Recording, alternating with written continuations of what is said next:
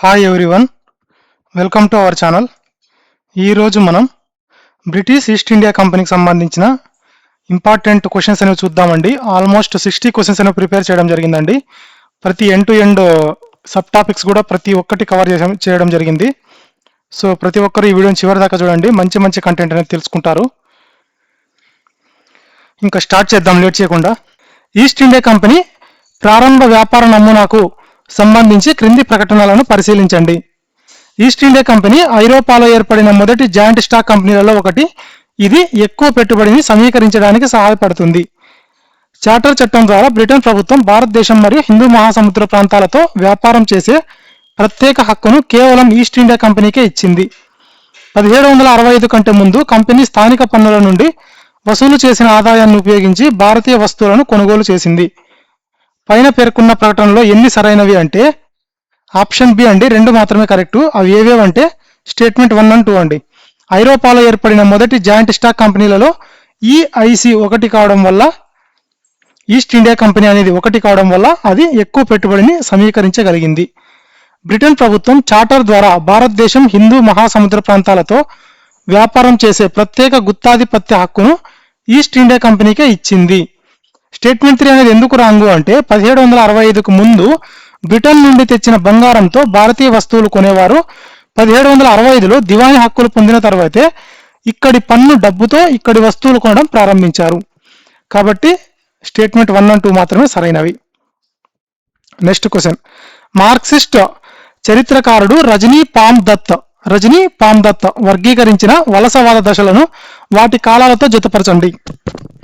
వలసవాద దశలు వాటి యొక్క కాలాలు. ఆప్షన్ బి కరెక్ట్ అండి, A2, B3, C1.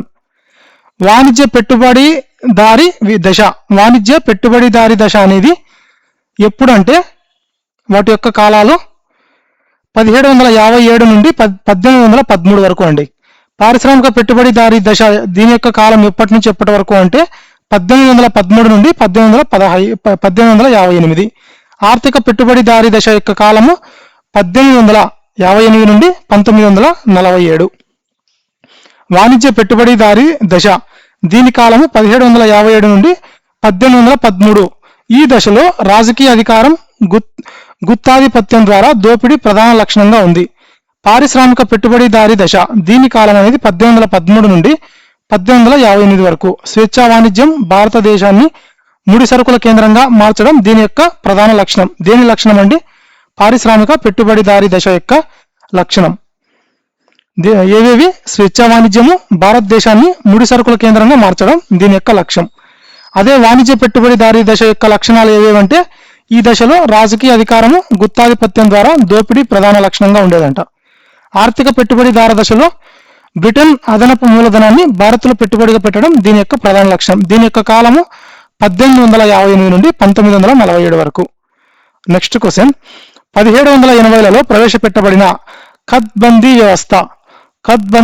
వ్యవస్థ భారతీయ చేనేత కార్మికులను వాస్తవానికి వెట్టి కార్మికులుగా మార్చింది. 1780లలో ప్రవేశపెట్టబడిన ఖత్బందీ వ్యవస్థ భారతీయ చేనేత కార్మికులను వాస్తవానికి వెట్టి కార్మికులుగా మార్చింది.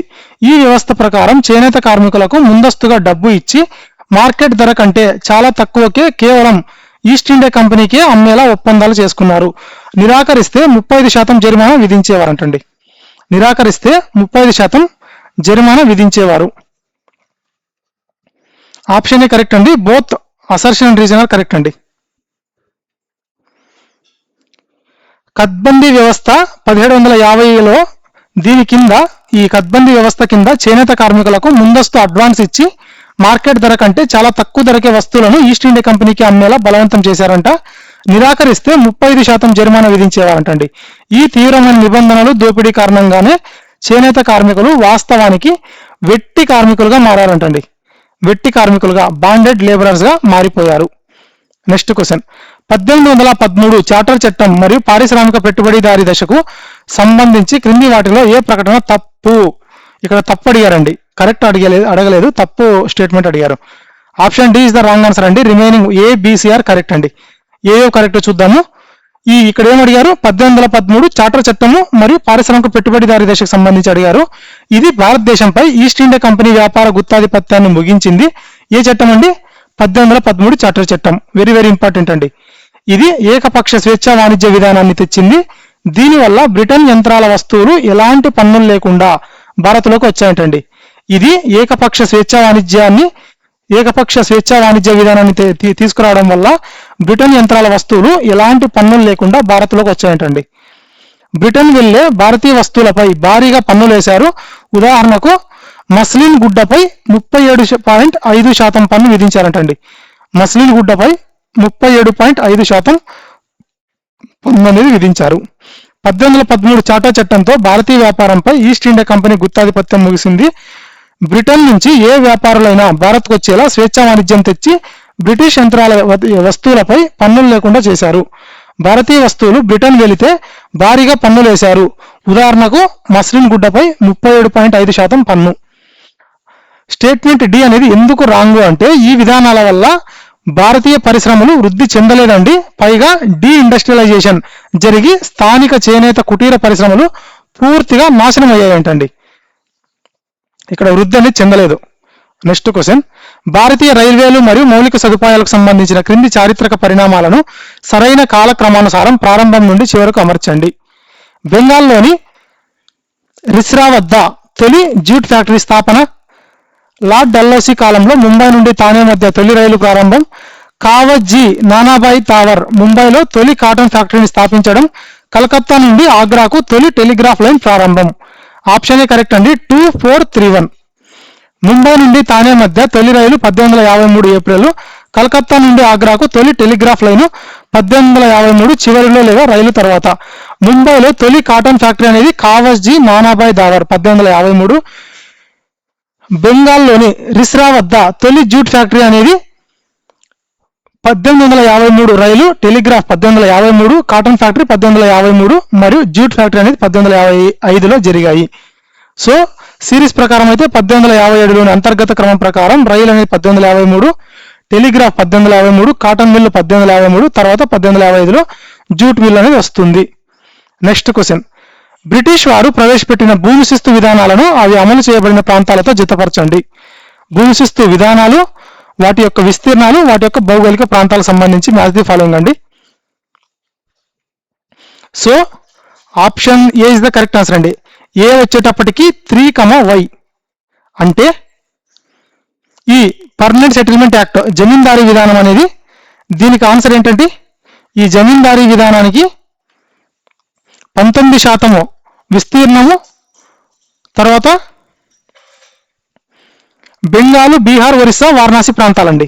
భౌగోళిక ప్రాంతాలు ఏవేవంటే ఈ జమీందారీ విధానానికి బెంగాలు, బీహారు, ఒరిస్సా, వారణాసి. విస్తీర్ణం ఎంత అంటే 19%. భూమి శిస్తు విధానం ఏదంటే పర్మనెంట్ సెటిల్మెంట్ యాక్ట్ జమీందారీ విధానం. నెక్స్ట్ B1Z అండి, అంటే రైత్వారీ విధానము 51% విస్తీర్ణము, తర్వాత మద్రాసు, బాంబే, అస్సాము, కూర్గు ప్రాంతాలు. నెక్స్ట్ C2X మహల్వారీ విధానము 30%, వాయువ్య ప్రాంతాలు పంజాబు, అవధ్ అండి భౌగోళిక ప్రాంతాలు వచ్చేటప్పటికి. శాశ్వత శిస్తు పద్ధతి ఇది జమీందారీ విధానం అండి. మొత్తం బ్రిటిష్ ఈస్ట్ ఇండియాలో 19% ప్రాంతం అనేది ఈ శాశ్వత శిస్తు పద్ధతికి సంబంధించింది. వాటి యొక్క ప్రాంతాలు వచ్చేటప్పటికి బెంగాలు, బీహారు, ఒరిస్సా, వారణాసి, ఉత్తర కర్ణాటక అండి. రైత్వారీ విధానం అనేది మొత్తం బ్రిటిష్ ఈస్ట్ ఇండియాలో అత్యధికంగా 51% ఈ ప్రాంతం సంబంధించింది.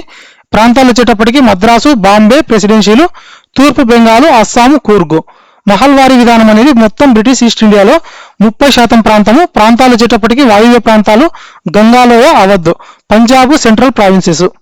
నెక్స్ట్ క్వశ్చన్, బ్రిటిష్ పాలనలో భూమి శిస్తు విధానాలకు సంబంధించి క్రింది ప్రకటనలను పరిశీలించండి.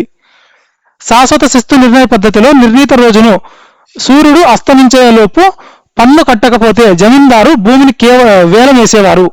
నెక్స్ట్ రైత్వారీ విధానంలో భూమి శిస్తు రేటు శాశ్వతంగా నిర్ణయించబడింది మరియు దానిని ఎన్నడూ సవరించలేదు. మహల్వారీ విధానంలో మొత్తం గ్రామం తరపున గ్రామ పెద్దతో అంటే లంబర్దార్ పన్ను ఒప్పందం చేసుకునేవారంటండి. పైన ప్రకటనలో సరైనవి ఏవి అంటే ఆప్షన్ సి అండి. ఓన్లీ 1 and 3 ఆర్ కరెక్ట్ అండి. శాశ్వత శిస్తు పద్ధతిలో సూర్యాస్తమయ చట్టం అనేది ఉండేదంట. దీని ప్రకారం నిర్ణీత రోజున సూర్యుడు అస్తమించేలోపు పన్ను కట్టకపోతే జమీందారు భూమిని వేలం వేసేవారంటండి. రైతువారీ విధానంలో పన్ను శాశ్వతం కాదు, అంటే ప్రతి 20 నుండి 30 ఏళ్లకు పన్నును పెంచేవారంటండి. ఇది శాశ్వతంగా ఉండేది కాదు పన్ను అనేది. మహల్ వారీ విధానంలో, మహల్ అంటే గ్రామం కాబట్టి పన్నును మొత్తం గ్రామంపై విధించి వసూలు బాధ్యత అనేది గ్రామ పెద్దకు, ఆ గ్రామ పెద్దకును ఏమంటారండి, లంబర్దార్ లేదా ముకద్దం అని అంటారండి. ఇతనికి అప్పగించారంటండి ఈ పన్ను వసూలు అనేది. So statement 1 and 3 are correct. Statement 2 అనేది రాంగు. నెక్స్ట్ క్వశ్చన్, బ్రిటిష్ పాలన యొక్క ఆర్థిక ప్రభావం ఆధారంగా వాటి యొక్క పదాలు లేదా భావనను దాని సందర్భోచిత వివరణతో జతపరచండి. పదాలు, వాటి యొక్క వివరణలు. Option A is the correct answer అండి. A3, B4, C1, D2. A3.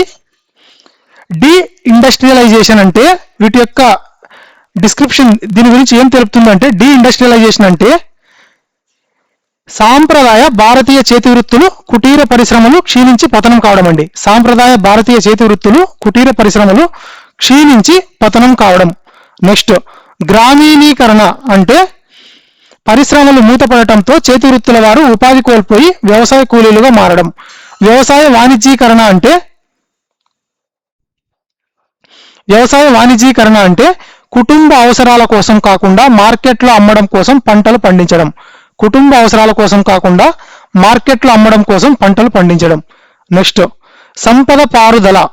సంపద పారుదల అంటే ప్రతిఫలంగా ఎలాంటి ఆర్థిక లేదా భౌతిక ప్రయోజనం లేకుండా భారతీయ సంపద బ్రిటన్కు తరలిపోవడం అండి. తరలిపోవడం. డి ఇండస్ట్రియలైజేషన్ అంటే సాంప్రదాయ భారతీయ చేతి వృత్తులు, కుటీర పరిశ్రమలు అంటే చేనేత రంగం వారు క్షీణించి పతనం కావడాన్ని డి ఇండస్ట్రియలైజేషన్ అని అంటారంట. గ్రామీణీకరణ అంటే పరిశ్రమలు మూతపడటంతో చేతి వృత్తుల వారు ఉపాధి కోల్పోయి వ్యవసాయంపై ఆధారపడే వ్యవసాయ కూలీలుగా మారడాన్ని గ్రామీణీకరణ అని అంటారంటండి. వ్యవసాయ వాణిజ్యీకరణ అంటే కుటుంబ ఆహార అవసరాల కోసం కాకుండా మార్కెట్లో అమ్మడం కోసం నీలిమందు, పత్తి వంటి పంటలను బలవంతంగా పండించడం అండి. సంపద పారుదల అంటే ప్రతిఫలంగా, ఈ సంపద పారుదల అంటే దీని ప్రతిఫలంగా ఎలాంటి ఆర్థిక లేదా భౌతిక ప్రయోజనం లేకుండా భారతీయ సంపద ఏకపక్షంగా బ్రిటన్కు తరలిపోవడం అండి. నెక్స్ట్ క్వశ్చన్, బ్రిటిష్ పాలనపై జాతీయవాదులు ఆర్థిక విమర్శల ఆధారంగా క్రింది వాటిలో ఏ పుస్తకం లేదా వ్యాసం దాని రచయితలతో సరిగ్గా జతపరచబడలేదు? ఇన్కరెక్ట్ పేరు అడిగారండి. ఇక్కడ ఇన్కరెక్ట్ పేరు అడిగారు. ఆప్షన్ బి అనేది ఇన్కరెక్ట్ అండి, రిమైనింగ్ ఆర్ కరెక్ట్ అండి. ఏవేవండి? Poverty and un British rule in India. Poverty and un British rule in India అనేది దాదాబాయి నవరోజీకి సంబంధించింది. నెక్స్ట్, ఇంగ్లాండ్స్ డెబిట్ టు ఇండియా. ఇంగ్లాండ్స్ డెబిట్ టు ఇండియా అనేది రమేష్ చందర్ దత్తుకు సంబంధించింది. Modern industrialization advocacy. Modern industrialization advocacy, దీనినే ఫ్యాక్టరీస్ ఓవర్ స్కూల్స్ అని అంటారు. దీని యొక్క రచయిత ఎవరండి? Justice M G Ranade. Justice M G Ranade. So option B అనేది ఎందుకు రాంగ్ అంటే, ఇది రాసింది ఏది, ఇంగ్లాండ్స్ డెబ్ట్ టు ఇండియా అనే వ్యాసాన్ని రాసింది ఎవరు అంటే 1857లో రాసింది దాదాబాయి నవరోజీ అండి. రమేష్ చందర్ దత్తు కాదు. రమేష్ చందర్ దత్తు కాదు. ఇది బాగా గమనించాలి. The economy of history of India రాసింది R C Dutt. Poverty and un British rule in India రాసింది దాదాబాయి నవరోజీ. ఎప్పుడు రాశాడు? 1901లో రాశాడు. సంపద తరలింపు సిద్ధాంతాన్ని ప్రతిపాదించారంటండి ఎవరు? ఈ దాదాబాయి నవరోజీ. నెక్స్ట్, ఇది ఆప్షన్ బి డిస్కస్ చేశాము. నెక్స్ట్, రమేష్ చందర్ దత్ అనే అతను 1902లో, రమేష్ చందర్ దత్ అంటే ఎవరండి? ఆర్సి దత్ అండి, సింపుల్ గా ఆర్సి దత్. ఇతను 1902లో the economic history of India అనే ప్రసిద్ధ గ్రంథాన్ని రాశారు. జస్టిస్ ఎంజి రన్నడే పాఠశాలలు, కళాశాలల కంటే కర్మాగారాలు అంటే ఫ్యాక్టరీస్ ఆధునిక పారిశ్రామికీకరణకు ముఖ్యమని చాటి చెప్పారంటండి. నెక్స్ట్ క్వశ్చన్, బ్రిటిష్ ఆర్థిక ప్రభావంపై వచ్చిన ప్రముఖ వ్యాఖ్యలను వాటిని పేర్కొన్న వ్యక్తులతో జతపరచండి. వ్యాఖ్యలు, వాటి యొక్క వ్యక్తులు. Option A is the correct answer అండి. A3, B1, C2. భారతదేశంలో రైల్వేలు ఆధునిక పరిశ్రమలకు అగ్రగామి కానున్నాయి అని చెప్పింది ఎవరండి? ఈ వ్యాఖ్యానాన్ని చేసింది భారతదేశంలో రైల్వేలు ఆధునిక పరిశ్రమలకు అగ్రగామి కానున్నాయి అని ఏ వ్యక్తి వ్యాఖ్యానించాడు అంటే కారల్ మార్క్స్ అండి. Karl Marx. నెక్స్ట్, మన వ్యవస్థ ఒక స్పాంజిలా పనిచేస్తుంది. గంగా నది ఒడ్డున ఉన్న మంచి వస్తువులన్నీ పీల్చుకొని థేమ్స్ నది ఒడ్డున కుమ్మరిస్తుంది. మన వ్యవస్థ ఒక స్పాంజిలా పనిచేస్తుంది. గంగా నది ఒడ్డున ఉన్న మంచి వస్తువులన్నీ పీల్చుకొని థేమ్స్ నది ఒడ్డున కుమ్మరిస్తుంది అని వ్యాఖ్యానించిన వ్యక్తి ఎవరు అంటే జాన్ సుల్లివన్ అండి. John Sullivan. నెక్స్ట్, భారత నేల నుంచి పీల్చుకున్న తేమ బ్రిటన్ గడ్డపై వర్షంగా కురుస్తుంది. భారత నేల నుంచి పీల్చుకున్న తేమ బ్రిటన్ గడ్డపై వర్షంగా కురుస్తుంది అని వ్యాఖ్యానించింది ఎవరంటే రమేష్ చందర్ దత్ అండి. సింపుల్ గా చెప్పాలంటే ఆర్సి దత్. ఇతని యొక్క ఫుల్ ఫామ్ రమేష్ చందర్ దత్ అండి. కారల్ మార్క్స్ ఏమని వ్యాఖ్యానించాడు? భారతదేశంలో రైల్వేలు ఆధునిక పరిశ్రమలకు అగ్రగామి, forerunners of modern industry కానున్నాయి అని చెప్పాడండి. ఎవరు? ఈ Karl Marx. Next, John Sullivan ఏమని వ్యాఖ్యానించాడంటే Madras board of revenue president John Sullivan British దోపిడీని స్పాంజితో పోలుస్తూ గంగా నది నుండి థేమ్స్ నదికి సంపద తరలిపోతోందని వ్యాఖ్యానించాడండి. ఆర్సి దత్, రమేష్ చంద్ర దత్ అనే అతను పన్నుల విధానాన్ని విమర్శిస్తూ భారత్లో పీల్చుకున్న తేమ బ్రిటన్ గడ్డపై వర్షంగా కురుస్తోందని పేర్కొన్నాడటండి. ఎవరు? ఆర్సి దత్తు. నెక్స్ట్ క్వశ్చన్, 1753లో బ్రిటిష్ ఈస్ట్ ఇండియా కంపెనీ ప్రవేశపెట్టిన గోమస్తా వ్యవస్థకు సంబంధించి క్రింది ప్రకటనలు పరిశీలించండి. 1753లో బ్రిటిష్ ఈస్ట్ ఇండియా కంపెనీ ప్రవేశపెట్టిన గోమస్తా వ్యవస్థకు సంబంధించి క్రింది ప్రకటనలను పరిశీలించండి. ఆప్షన్ సి కరెక్ట్ అండి. బోత్ 1 and 2 ఆర్ కరెక్ట్ అండి. కంపెనీ తమకు చేనేత కార్మికులకు మధ్య సాంప్రదాయకంగా మధ్యవర్తులుగా ఉన్న స్థానిక భారతీయ దాల్ని వ్యాపారులను తొలగించింది. గోమస్తాలు అనేవారు చేనేత కార్మికులపై ఆధిపత్యం చెలాయించి బలవంతంగా వస్తువులను లాక్కోవడానికి కంపెనీ నేరుగా నియమించిన జీతం తీసుకునే ఏజెంట్లు అండి. గోమస్తాలు అనేవారు చేనేత కార్మికులపై ఆధిపత్యం చెలాయించి బలవంతంగా వస్తువులను లాక్కోవడానికి కంపెనీ నేరుగా నియమించిన జీతం తీసుకునే ఏజెంట్లు అండి. బోత్ 2 స్టేట్మెంట్స్ ఆర్ కరెక్ట్ అండి. అంతకుముందు ఈస్ట్ ఇండియా కంపెనీకి చేనేత కార్మికులకు మధ్య స్థానిక భారతీయ దాల్ని వ్యాపారులు అనేవారు ఉండేవారంట. కంపెనీ వారిని ఈ వ్యవస్థ ద్వారా తొలగించారంటండి. ఏ కంపెనీ ద్వారా? ఈస్ట్ ఇండియా కంపెనీ ద్వారా. నెక్స్ట్, దాల్ని వ్యాపారులను తొలగించి కంపెనీ నేరుగా గోమస్తాలు అనే జీతం తీసుకునే ఏజెంట్లను నియమించిందంటండి. వీరు చేనేత కార్మికులపై ఆధిపత్యం చెలాయించి బలవంతంగా వస్తువులను లాక్కునేవారంటండి. So these 2 statements are correct. కింద వివరించబడిన రైతీ వ్యవస్థ ఆధారంగా ఆ వాణిజ్య పంటను గుర్తించండి. ఈ వ్యవస్థ కింద రైతులు తమ సొంత నాగలి, ఎద్దులను ఉపయోగించి ఒక నిర్దిష్ట వాణిజ్య పంటను పండించేలా మరియు ఆ పంటను అత్యంత తక్కువ ధరకు కంపెనీకి అమ్మేలా బలవంతం చేశారు. ఏ వ్యవస్థ కింద అండి? ఈ రైతీ వ్యవస్థ కింద రైతులు తమ సొంత నాగలి, ఎద్దులను ఉపయోగించి ఒక నిర్దిష్ట వాణిజ్య పంటను పండించేలా మరియు ఆ పంటను అత్యంత తక్కువ ధరకు కంపెనీకి అమ్మేలా బలవంతం చేసింది ఎవరు అంటే, ఏ పంట అంటే వాణిజ్య పంట అడిగారు కాబట్టి అది ఏ పంట అంటే నీలిమందు అండి. ఇండిగో, నీలిమందు. వలసవాద మొదటి దశలో ప్రవేశపెట్టిన రైతీ వ్యవస్థ ముఖ్యంగా నీలిమందు వంటి వాణిజ్య పంటల కోసం ఉద్దేశించబడింది. ఏది? ఈ రైతీ వ్యవస్థ. దీని ప్రకారం రైతులు తమ సొంత నాగలి, ఎద్దులను ఉపయోగించి నీలిమందు పంటలను బలవంతంగా అత్యంత తక్కువ ధరకు కంపెనీకి అమ్మాల్సి వచ్చేదంటండి. నెక్స్ట్ క్వశ్చన్, క్రింది భారతీయ జాతీయవాద నాయకులను బ్రిటిష్ పాలనకు వ్యతిరేకంగా వారు చేసిన ఆర్థిక విమర్శలు లేదా భావనలతో జతపరచండి. నాయకుడు, ఆర్థిక విమర్శలు. నాయకుడు ఎవరండి? Option A A1, B2, C3. నాయకుడు వచ్చేటప్పటికి దాదాబాయి నవరోజీ. ఇతను ఏమని విమర్శించాడు అంటే ఆర్థికంగా ఏమని విమర్శించాడు అంటే సంపద తరలింపు సిద్ధాంతం ఆధారంగా 1906 కాంగ్రెస్ సమావేశంలో స్వరాజ్ డిమాండ్ చేశారంటండి. ఎవరు? ఈ దాదాబాయి నవరోజీ. రమేష్ చందర్ దత్, ఈ ఆర్సి దత్ అనే అతను భారత నేల నుంచి పీల్చుకున్న తేమ బ్రిటన్ గడ్డపై వర్షంగా కురుస్తోందని పన్నుల దోపిడీని విమర్శించారంటండి. జస్టిస్ ఎంజి రనడే పాఠశాలలు, కళాశాలల కంటే కర్మాగారాలు సమాజానికి జన్మనిస్తాయని ఆధునిక పారిశ్రామికీకరణ ఆవశ్యకతను చాటారంటండి. So option A is the correct answer.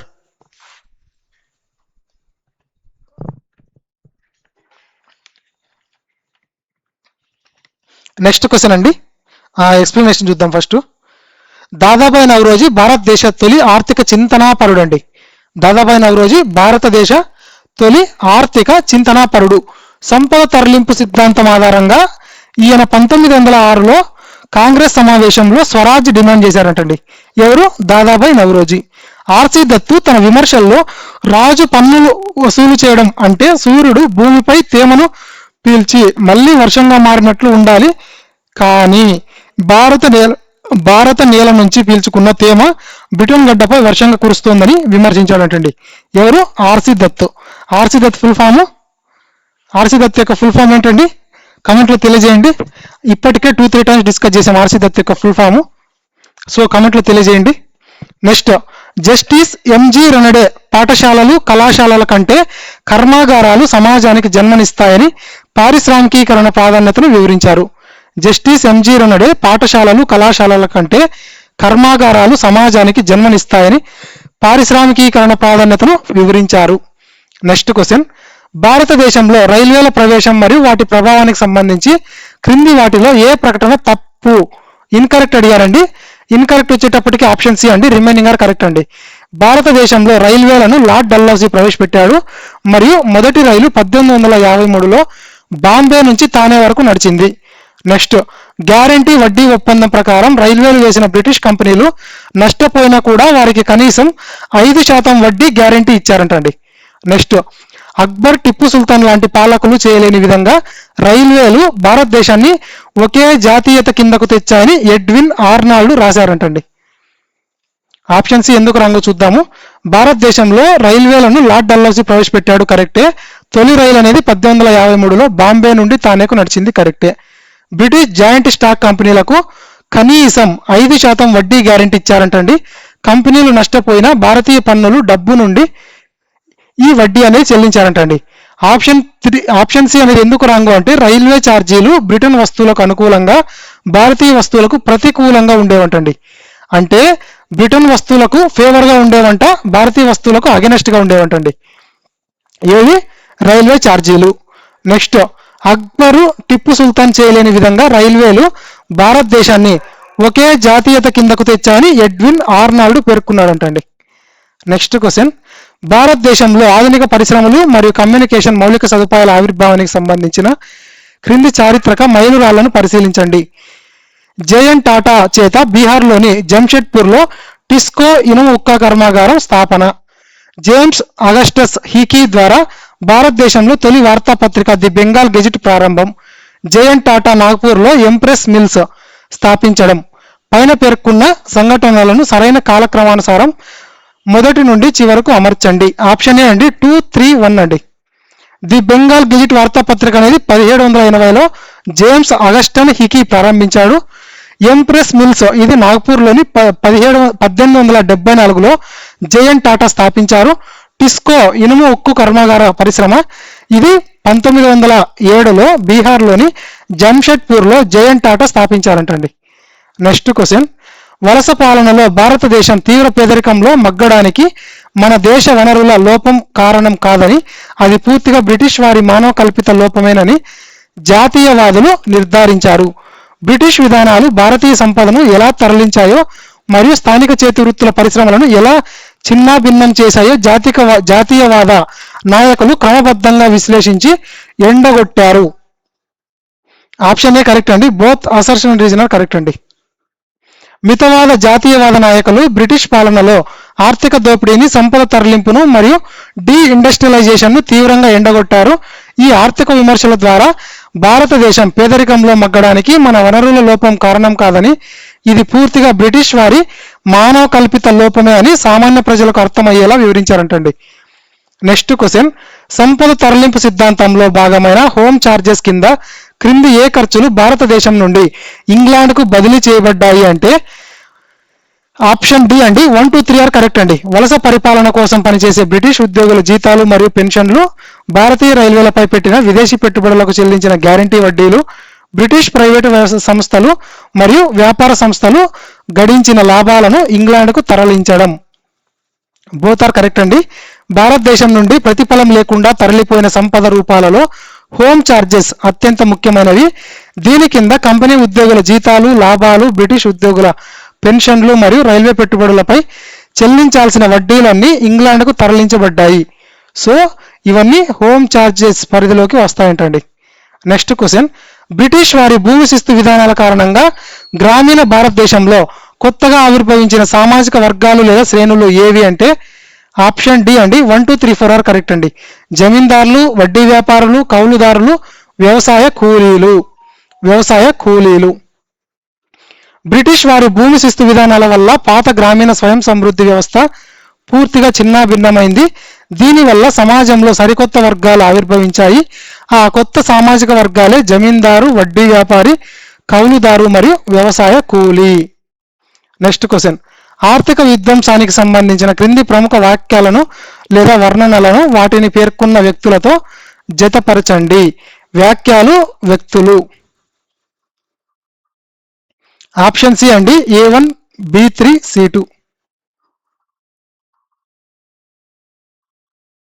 సంపద తరలింపును ఒక రక్తం పీల్చే ప్రక్రియగా వర్ణించింది ఎవరు అంటే కారల్ మార్క్స్ అండి. సంపద తరలింపును ఒక రక్తం పీల్చే ప్రక్రియగా వర్ణించింది ఎవరు? Karl marks. భారతీయ మగ్గాన్ని, చరకాను విచ్ఛిన్నం చేసింది బ్రిటిష్ చొరబాటుదారి అని వ్యాఖ్యానించింది ఎవరంటే కారల్ మార్క్స్ అండి. Karl Marx. నెక్స్ట్, 1793లో జమీందారులను భూ యజమానులుగా గుర్తిస్తూ శాశ్వత శిస్తు పద్ధతిని ప్రవేశపెట్టింది ఎవరు అంటే లార్డ్ కారన్ వాలిస్. సో సంపద తరలింపు ప్రక్రియను కారల్ మార్క్స్ ఒక రక్తం పీల్చే ప్రక్రియగా వర్ణించాడు. డి ఇండస్ట్రియలైజేషన్ గురించి చెబుతూ భారతీయ మగ్గాన్ని, చరకాను విచ్ఛిన్నం చేసింది బ్రిటిష్ చొరబాటుదారి అని కారల్ మార్క్స్ వ్యాఖ్యానించాడు. 1793లో శాశ్వత శిస్తు నిర్ణయ పద్ధతిని, జమీందారీ విధానాన్ని ప్రవేశపెట్టింది లార్డ్ కారన్ వాలిస్ అండి. Lord Cornwallis. Next question, East India company ప్రారంభ వ్యాపార నిర్మాణం మరియు సూత్రాలకు సంబంధించి క్రింది ప్రకటనలను పరిశీలించండి. తక్కువకు కొనడం, ఎక్కువకు అమ్మడం. Next, after gaining diwani rights in 1765 following the battle of Buxar the revenue collected from Indian peasants was utilized to buy Indian goods for exports.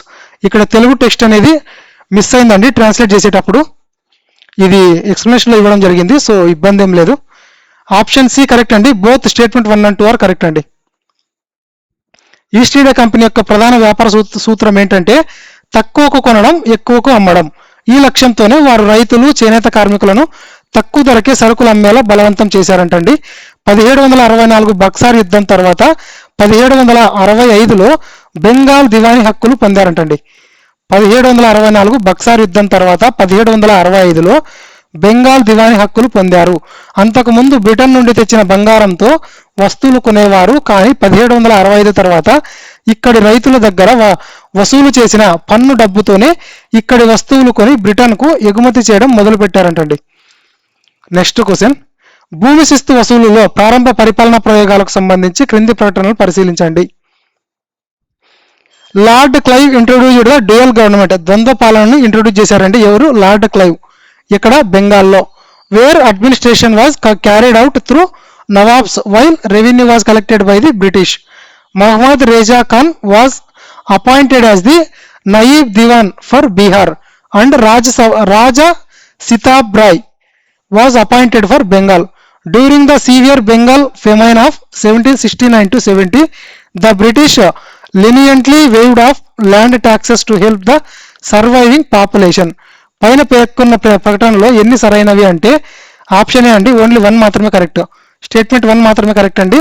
Lord Clive బెంగాల్లో ద్వంద్వ పాలన ప్రవేశపెట్టాడు. నవాబుల ద్వారానే పరిపాలన సాగిస్తూ పన్నులు మాత్రం బ్రిటిష్ వారే వసూలు చేసుకోవడం మొదలు పెట్టారంటండి. స్టేట్మెంట్ ఎందుకు రాంగ్ అంటే పన్ను వసూలు కోసం మహ్మద్ రజా ఖాన్ను బెంగాల్కు, రాజా సితాబ్ రాయ్ను బీహార్కు నాయబ్ దివాన్లుగా నియమించారంటండి. సో అక్కడ ఇవన్నీ షఫుల్ అయ్యాయండి.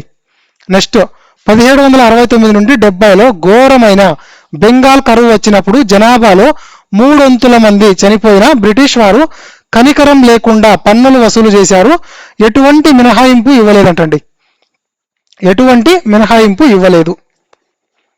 నెక్స్ట్ క్వశ్చన్, వారెన్ హేస్టింగ్స్ ప్రవేశపెట్టిన పంచశాల బందోబస్తు మరియు సాలానా బందోబస్తు మధ్య ప్రధాన కార్యాచరణ వ్యత్యాసం ఏమిటి అంటే వారెన్ హేస్టింగ్స్ ప్రవేశపెట్టిన పంచశాల బందోబస్తు మరియు శాలనా బందోబస్తు మధ్య ప్రధాన కార్యాచరణ వ్యత్యాసం ఏమిటి అంటే ఆప్షన్ బి అండి.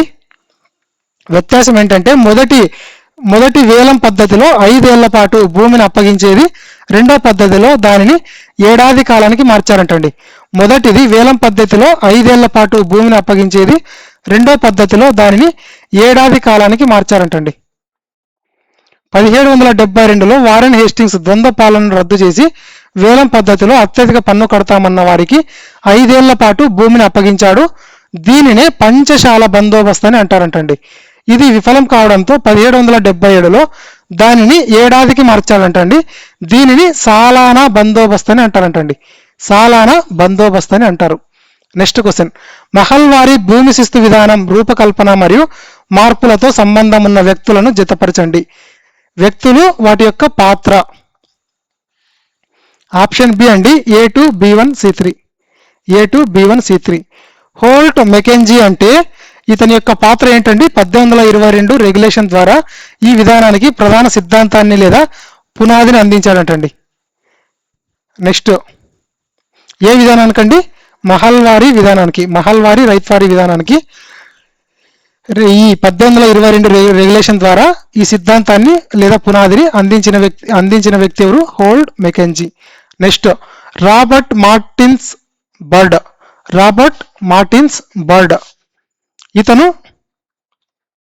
ఈ రాబర్ట్ మార్టిన్స్ బర్డ్ అనే అతను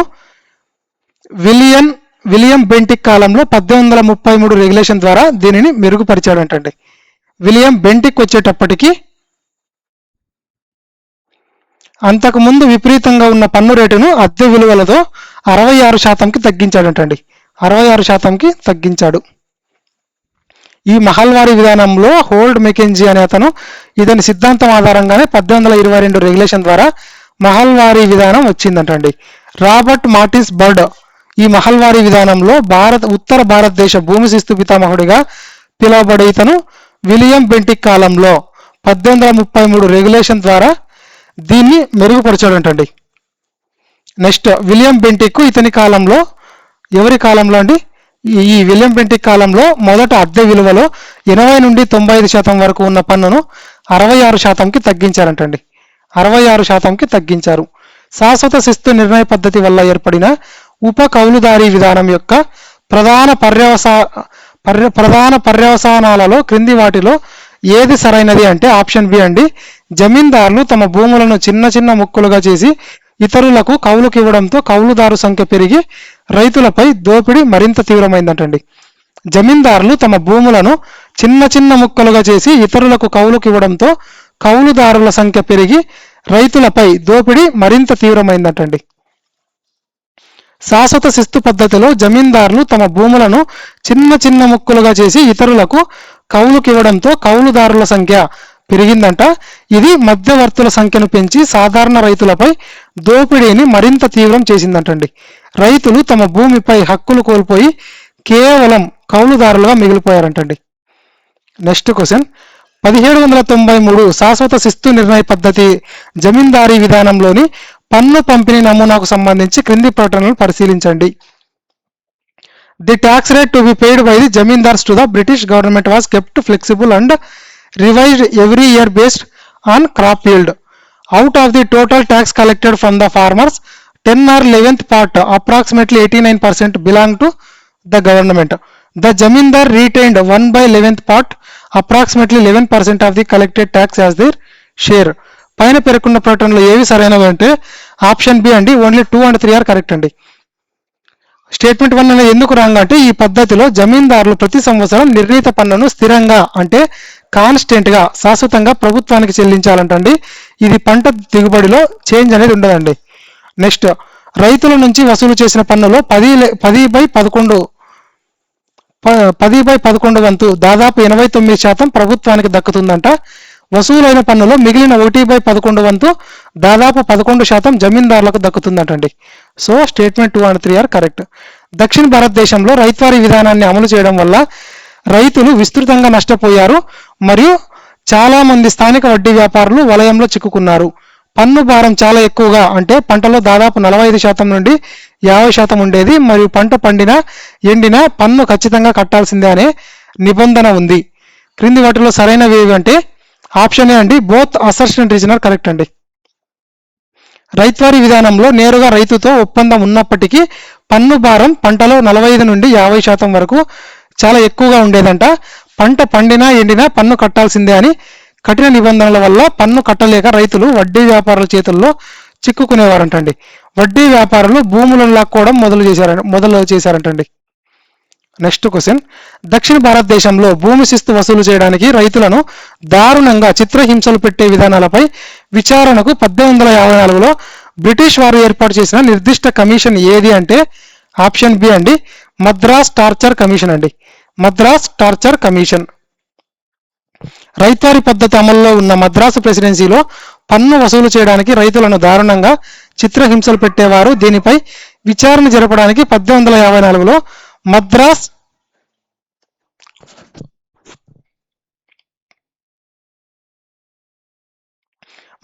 టార్చర్ కమిషన్. ఈ మద్రాస్ టార్చర్ కమిషన్ అనేది ఏర్పాటు చేశారండి. ఎప్పుడండి? 1854లో. దేనికోసం? ఈ మద్రాస్ ప్రెసిడెన్సీలో పన్ను వసూలు చేయడానికి రైతులను దారుణంగా చిత్రహింసలు పెట్టేవారంటండి. ఈ పరిస్థితిని విచారణ జరపడానికి మద్రాస్ టార్చర్ కమిషన్ అనేది ఏర్పాటు చేశారు. ఎప్పుడు? 1854లో. నెక్స్ట్ క్వశ్చన్, మహల్వారీ విధానం కింద విధించిన పన్ను రేటు మార్పులను ఆ మార్పులు చేసిన పాలకుల ఆధారంగా అత్యధిక ప్రారంభ రేటు నుండి అత్యల్ప శాతానికి సరైన క్రమంలో అమర్చండి. సరైన క్రమం వచ్చేటప్పటికి ఆప్షన్ ఏ అండి, 2, 3, 1 అండి. లార్డ్ డల్హౌసీ పన్ను రేటును 50%కు తగ్గించడం, ప్రారంభంలో పన్ను అద్దె విలువలో 80 నుండి 90% వరకు ఉండడం, విలియం బెంటిక్ కాలంలో పన్ను రేటును 66%కి తగ్గించడం. మహల్వారీ పద్ధతిలో పన్ను రేటు మార్పుల పరిణామక్రమం ఎలా ఉండేదంటే, ప్రారంభంలో పన్ను రేటు అనేది అద్దె విలువలో 80 నుండి 95% వరకు విపరీతంగా ఉండేది. విలియం బెంటిక్ కాలంలో దీనిని 66%కి తగ్గించారు. లార్డ్ డల్హౌసీ కాలంలో దీనిని మరింతగా 50%కి తగ్గించారంటండి. బ్రిటిష్ వారు నిర్వహించిన ట్రయాంగులర్ ట్రేడ్ త్రికోణ వ్యాపారం భావనకు సంబంధించి క్రింది ప్రకటనలను పరిశీలించండి. The trade model involved 3 main regions: Britain, India, China. The British purchased luxury goods like tea from China. To pay for the Chinese tea, the British exported commercial opium అంటే నల్లమందు cultivated forcibly in India to China. పైన పేర్కొన్న ప్రకటనలు ఏవి సరైనవంటే option D అండి, all 3 statements are correct అండి.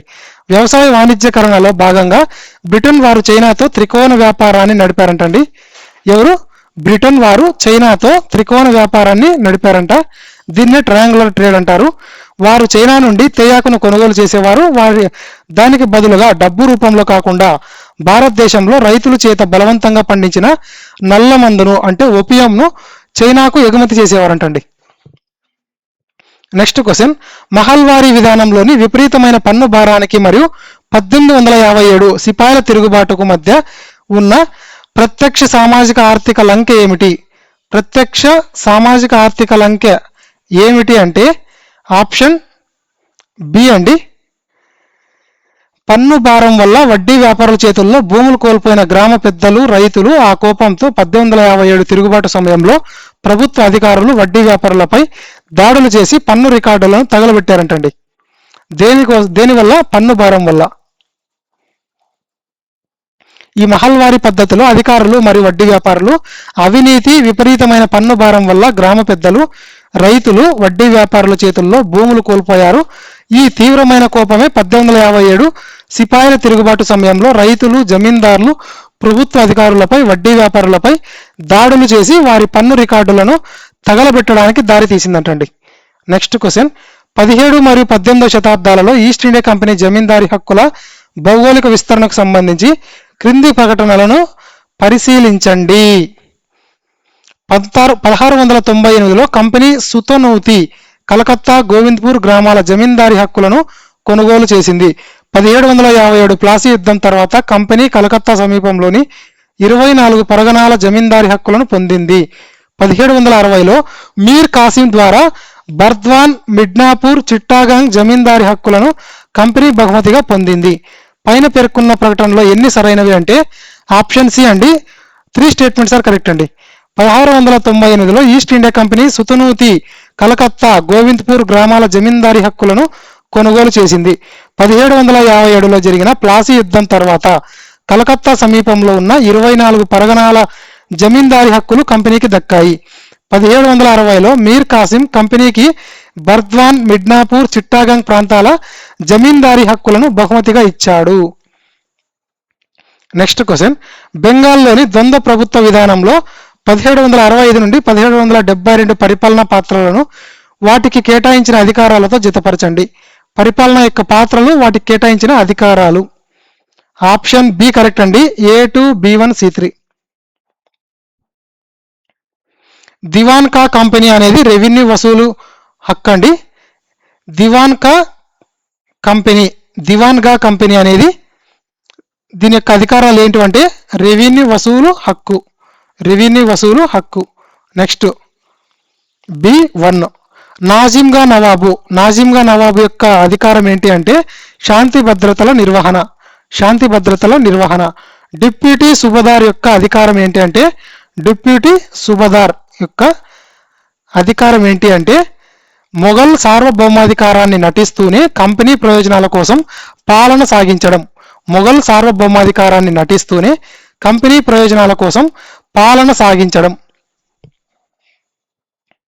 ద్వంద్వ పాలన పరిధిలోని అధికారాల సరైన విభజన క్రింది విధంగా ఉంది. దివాన్గా కంపెనీ అనేది కంపెనీకి రెవెన్యూ వసూలు చేసే హక్కు దక్కింది. నాజిమ్గా నవాబు కేవలం శాంతి భద్రతల నిర్వహణ బాధ్యతలను కలిగి ఉన్నాడు. డిప్యూటీ సుబాదార్ మొఘల్ సార్వభౌమాధికారాన్ని పైకి నటిస్తూనే కంపెనీ నియమించిన ఈ అధికారం ద్వారా కంపెనీ ప్రయోజనాల కోసం వాస్తవ పాలన సాగింది. నెక్స్ట్ క్వశ్చన్, 1813 తర్వాత భారతదేశంలో బ్రిటిష్ పరిపాలన మరియు న్యాయ విధానాలలో నిర్మాణాత్మక మార్పు రావడానికి ప్రధాన కారణం ఏమిటి అంటే ఆప్షన్ బి అండి. బ్రిటన్లో వచ్చిన పారిశ్రామిక విప్లవం ప్రభావం వల్ల భారతదేశాన్ని తమ వస్తువుల మార్కెట్గా ముడి సరుకులకు ఆధారంగా మార్చాలనే ఆశయం పెరగడం అండి. క్వశ్చన్ మళ్ళీ చదువుతా చూడండి.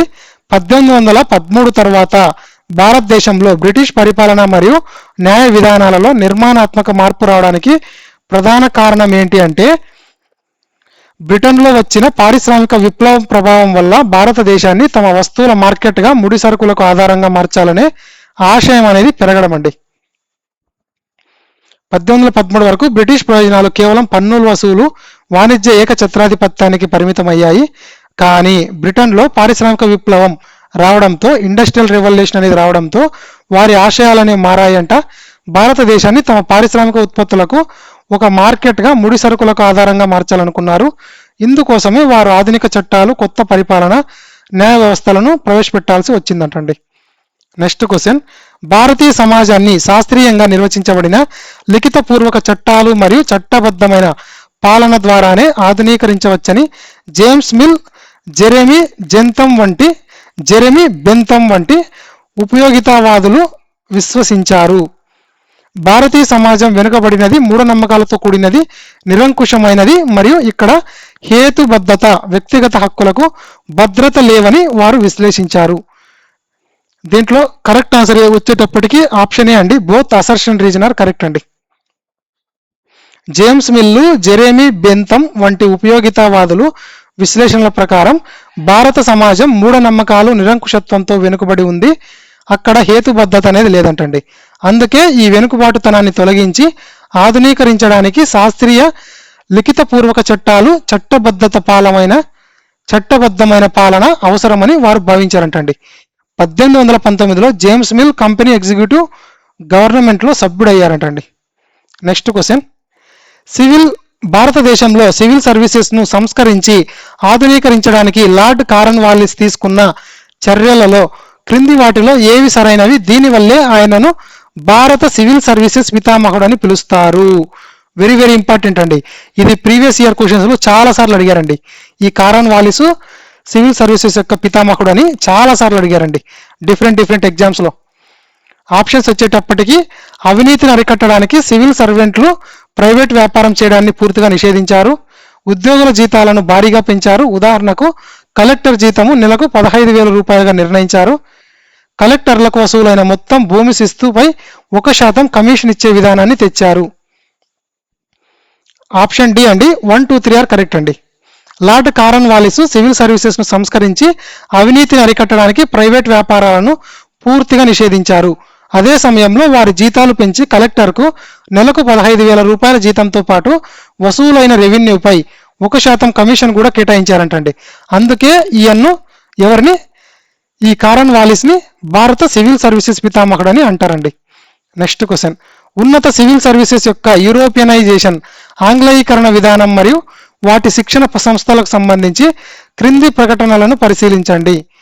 1793 చట్టం ప్రకారం ఏడాదికి 500 పౌండ్ల కంటే ఎక్కువ జీతం ఉన్న అన్ని ఉన్నత పదవులను కేవలం ఆంగ్లేయులకే కేటాయించారు. లార్డ్ వెల్లస్లీ సివిల్ సర్వెంట్లకు భారతీయ భాషలు సంస్కృతిలో శిక్షణ ఇవ్వడానికి 1800లో కలకత్తాలో ఫోర్ట్ విలియం కాలేజ్ స్థాపించారు. 1806 కోర్ట్ ఆఫ్ డైరెక్టర్ల వ్యతిరేకత వల్ల ఫోర్ట్ విలియం కాలేజ్ స్థానంలో 1806లో ఇంగ్లాండ్లోని హేలీబరీ కాలేజీలో 2 ఏళ్ల శిక్షణా కోర్సును ప్రారంభించారు. కోర్ట్ ఆఫ్ డైరెక్టర్ల వ్యతిరేకత వల్ల ఫోర్ట్ విలియం కాలేజ్ స్థానంలో 1806లో ఇంగ్లాండ్లోని హేలీబరీ కాలేజీలో 2 ఏళ్ల శిక్షణా కోర్సును ప్రారంభించారు. పైన పేర్కొన్న ప్రకటనలో ఏవి సరైనవి అంటే ఆప్షన్ డి అండి. 1, 2, 3 ఆర్ కరెక్ట్ అండి. ఉన్నత ఉద్యోగాల్లో భారతీయులను పూర్తిగా నిషేధించే ఆంగ్లేయీకరణ విధానంలో భాగంగా 1793 చట్టం ద్వారా 500 పౌండ్ల కంటే ఎక్కువ జీతం ఉన్న పదవులను ఆంగ్లేయులకే పరిమితం చేశారు. సివిల్ సర్వెంట్లకు భారతీయ భాషలు సంస్కృతి నేర్పడానికి 1800లో వెల్లస్లీ కలకత్తాలో ఫోర్ట్ విలియం కాలేజీని స్థాపించిన కోర్ట్ ఆఫ్ డైరెక్టర్ల వ్యతిరేకత వల్ల 1806లో ఇంగ్లాండ్లోని హేలీబరీ కాలేజీలో 2 ఏళ్ల శిక్షణ కోర్సుగా మార్చారంటండి.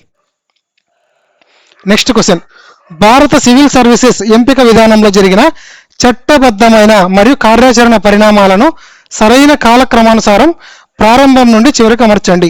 ఈ సివిల్ సర్వీసెస్ గురించి ఆల్మోస్ట్ 3 క్వశ్చన్స్ డిస్కస్ చేస్తున్నామండి. ఇక్కడ ఎందుకు ఇలా డిస్కస్ చేయడం జరుగుతుంది అంటే, ఇట్లా ఏదైనా ఒక టాపిక్ నుంచి ఎటువంటి బిట్ వచ్చినా కూడా, అంటే ఇంటర్లింకింగ్ చేసి ఎటువంటి బిట్ అడిగినా కూడా మీకు బిట్ అనేది మిస్ అవ్వకూడదండి. అలా అటువంటి స్టాండర్డ్స్లో మాత్రమే మనం బిట్స్ ప్రొవైడ్ చేయడం జరుగుతుందండి. ఒక కాన్సెప్ట్ ఇచ్చామంటే ఆ కాన్సెప్ట్ మీద మల్టిపుల్ క్వశ్చన్స్ అనేవి ఇవ్వడం జరుగుతుందండి, డిఫరెంట్ పర్స్పెక్టివ్లో. దానివల్ల మీకు బిట్ అనేది మిస్ అవ్వదు. వాళ్ళు ఎలాంటి టైప్ ఆఫ్ క్వశ్చన్స్ ఫ్రేమ్ చేసినా, అంటే స్టేట్మెంట్ బేస్డ్ అడిగినా, మ్యాచ్ ది ఫాలోయింగ్ అడిగినా, లేదా క్రొనాలజీ అడిగినా, ఇలా ఎటువంటి ప్యాటర్న్తో ఫాలో అయ్యి ఎటువంటి స్టేట్మెంట్ అడిగినా కూడా మీకు క్వశ్చన్కి ఆన్సర్ చేయడానికి ఈజీగా ఉండేలా క్వశ్చన్స్ అనేవి ప్రిపేర్ చేయడం జరిగిందండి. మన ఇంటెన్షన్ ఏంటంటే, మీరు యాక్చువల్ రియల్ ఎగ్జామ్లో, అంటే ఏపీపీఎస్సీ గ్రూప్ 2 ప్రిలిమ్స్ ఎగ్జామ్లో మీకు మంచి స్కోర్ తీసుకురావాలి, మీ నుంచి మంచి స్కోర్ రావాలి మీకు మనం ప్రొవైడ్ చేసే కంటెంట్ ద్వారా అనే ఉద్దేశంతో మాత్రమే చాలా మంచి క్వాలిటీ క్వశ్చన్స్ అనేవి ప్రిపేర్ చేయడం జరుగుతుందండి. క్వశ్చన్స్ యొక్క లెంత్ అనేది ఎక్కువగా ఉన్నప్పటికీ క్వశ్చన్స్ యొక్క లెంత్, కానీ దీంట్లో మీకు ఎక్కువ కంటెంట్ అనేది కవర్ అవుతుందండి. ఎందుకు ఇలా ఇవ్వడం జరుగుతుందంటే, మీకు ఎక్కువ కంటెంట్ తెలియాలి. ప్రిలిమ్స్ ఎగ్జామ్లో మనం ప్రొవైడ్ చేసిన ఈ కంటెంట్ నుంచి మన ఎక్కువ క్వశ్చన్స్ అనేవి కవర్ అవ్వాలండి. ఎక్కువ క్వశ్చన్స్ కవర్ అవ్వాలి, మీరు ఎక్కువ క్వశ్చన్స్ ఆన్సర్ చేసి మన కంటెంట్ ద్వారా మీరు చాలామంది లబ్ధి పొందాలి. అటువంటి ఉద్దేశంతోనే మనం ఈ కంటెంట్ అనేది కొంచెం లెంత్ ఇవ్వడం జరుగుతుంది, క్వశ్చన్స్ అనేవి కొంచెం డిఫికల్టీగా ఇవ్వడం జరుగుతుందండి. సో ప్రతి ఒక్కరూ ఈ కంటెంట్ని ఉపయోగించుకోండి, మంచి మార్క్స్ సాధించండి. ఆప్షన్ చూద్దామండి. ఇక్కడ క్వశ్చన్ ఏమడిగారు, భారత సివిల్ సర్వీసెస్ ఎంపిక విధానంలో జరిగిన చట్టబద్ధమైన మరియు కార్యాచరణ పరిణామాలను సరైన కాలక్రమానుసారం అడిగారండి. Introduction to open public competition, అంటే సార్వత్రిక పోటీ పరీక్షలు. Open public competition by abolishing the nomination privilege of directors. Appointment of the Macaulay committee to recommend age limits and qualifications for open competition. Abolition of Haileybury college and transfers of examination responsibilities to civil services commission. Introduction of a limited competition, పరిమిత పోటీ పరీక్ష. ఈ limited competition system under section 87 of the charter act. Option A అండి, 4, 1, 2, 3 అండి. First ఇది ఏంటండి, charter చట్టం section 87 ద్వారా పరిమిత పోటీ పరీక్ష 1833 చార్టర్ చట్టం ద్వారా వచ్చిందండి. డైరెక్టర్లు ఖాళీలకు 4 రెట్లు నామినేట్ చేస్తే అందులో 1/4 మందిని ఎంపిక చేసేవారంటండి. సార్వత్రిక పోటీ పరీక్షలు విధానం అనేది 1853 చార్టర్ చట్టం ద్వారా డైరెక్టర్ల నామినేషన్ హక్కును రద్దు చేస్తూ ప్రవేశపెట్టారంటండి. మెకాలే కమిటీ నియామకం అనేది 1853 ఓపెన్ పోటీ పరీక్షల వయో పరిమితి అర్హతలపై సిఫార్సుల కోసం ఈ కమిటీని నియమించారంటండి. హేలీబరీ కాలేజీ రద్దు మరియు సివిల్ సర్వీసెస్ కమిషన్కు బాధ్యతలు అనేది 1858లో హేలీబరీ కాలేజీని రద్దు చేసి పరీక్షల బాధ్యతను కమిషన్కు అప్పగించారంటండి.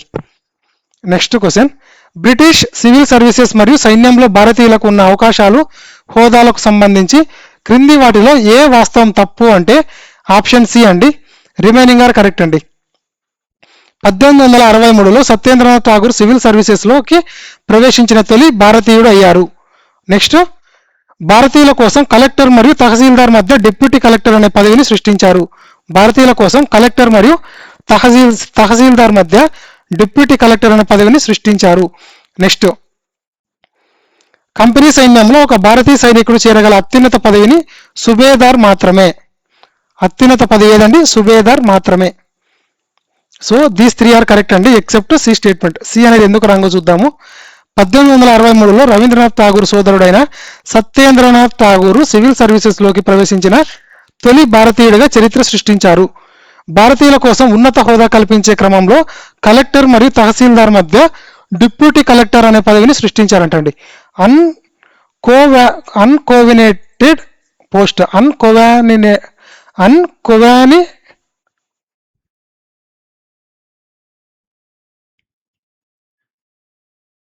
అన్కోవినాంటెడ్ పోస్ట్ అండి. అన్కోవినాంటెడ్ పోస్ట్ ఈ పదవిని సృష్టించారు. ఏదండి? Deputy collector. నెక్స్ట్, బ్రిటన్ నుండి పూర్తి సైన్యాన్ని తెచ్చుకోవడం చాలా ఖరీదైన వ్యవహారం కావడం వల్ల కంపెనీ సైన్యంలో అత్యధికంగా 86% మంది భారతీయ సైనికులే అంటే సిపాయిలు ఉండేవారంటండి, బ్రిటన్ వారు కాదండి. సైన్యంలోని ఉన్నతాధికారులందరూ బ్రిటిష్ వారే కావడం వల్ల ఒక భారతీయ సైనికుడు చేరగల అత్యున్నత పదవి కేవలం సుబేదార్ వారికే దక్కేదంటండి, వారికే పరిమితం అయ్యేది. నెక్స్ట్ క్వశ్చన్, సొంత దేశస్తులకు వ్యతిరేకంగా పోరాడుతున్నప్పటికీ ఈస్ట్ ఇండియా కంపెనీ పట్ల భారతీయ సిపాయిల నమ్మకానికి, విశ్వానికి ప్రధాన కారణం ఏమిటి అంటే ప్రధాన కారణం వచ్చేటప్పటికి ఆ కాలంలో ఆధునిక జాతీయవాదం లేకపోవడం మరియు కంపెనీ సరైన సమయానికి జీతాలు ఇస్తూ ఉండడం. ఉప్పు తిన్న విశ్వాసం అని అంటున్నారండి. ఆ కాలంలో ఆధునిక జాతీయవాదం లేకపోవడం మరియు కంపెనీ సరైన సమయానికి జీతాలు ఇస్తూ ఉండడం అండి. కంపెనీ సైన్యంలో 86% మంది భారతీయులు ఉన్నప్పటికీ వారు బ్రిటిష్ వారికి అత్యంత నమ్మకంగా పనిచేసేవారు. దీనికి ప్రధాన కారణం ఆ సమయంలో భారతదేశంలో ఆధునిక జాతీయవాదం అనేది లేకపోవడం మరియు కంపెనీ అనేది సరైన సమయానికి జీతాలు ఇస్తూ ఉండడం వల్ల దీనినే ఉప్పు తిన్న విశ్వాసం అని పిలిచేవారంటండి. ఉప్పు తిన్న విశ్వాసం అని పిలిచేవారంటండి. Tradition of loyalty to the salt, tradition of loyalty to the salt అని పిలిచేవారు. నెక్స్ట్ క్వశ్చన్, బ్రిటిష్ పాలనలో పోలీస్ వ్యవస్థకు పునర్నిర్మాణానికి సంబంధించి క్రింది ప్రకటనలను పరిశీలించండి. జమీందారులు తమ సాయుధ బలగాలతో పోలీసింగ్ చేసే సాంప్రదాయ విధానాన్ని లార్డ్ కార్న్వాలిస్ రద్దు చేశారు. నెక్స్ట్, పోలీస్ వ్యవస్థను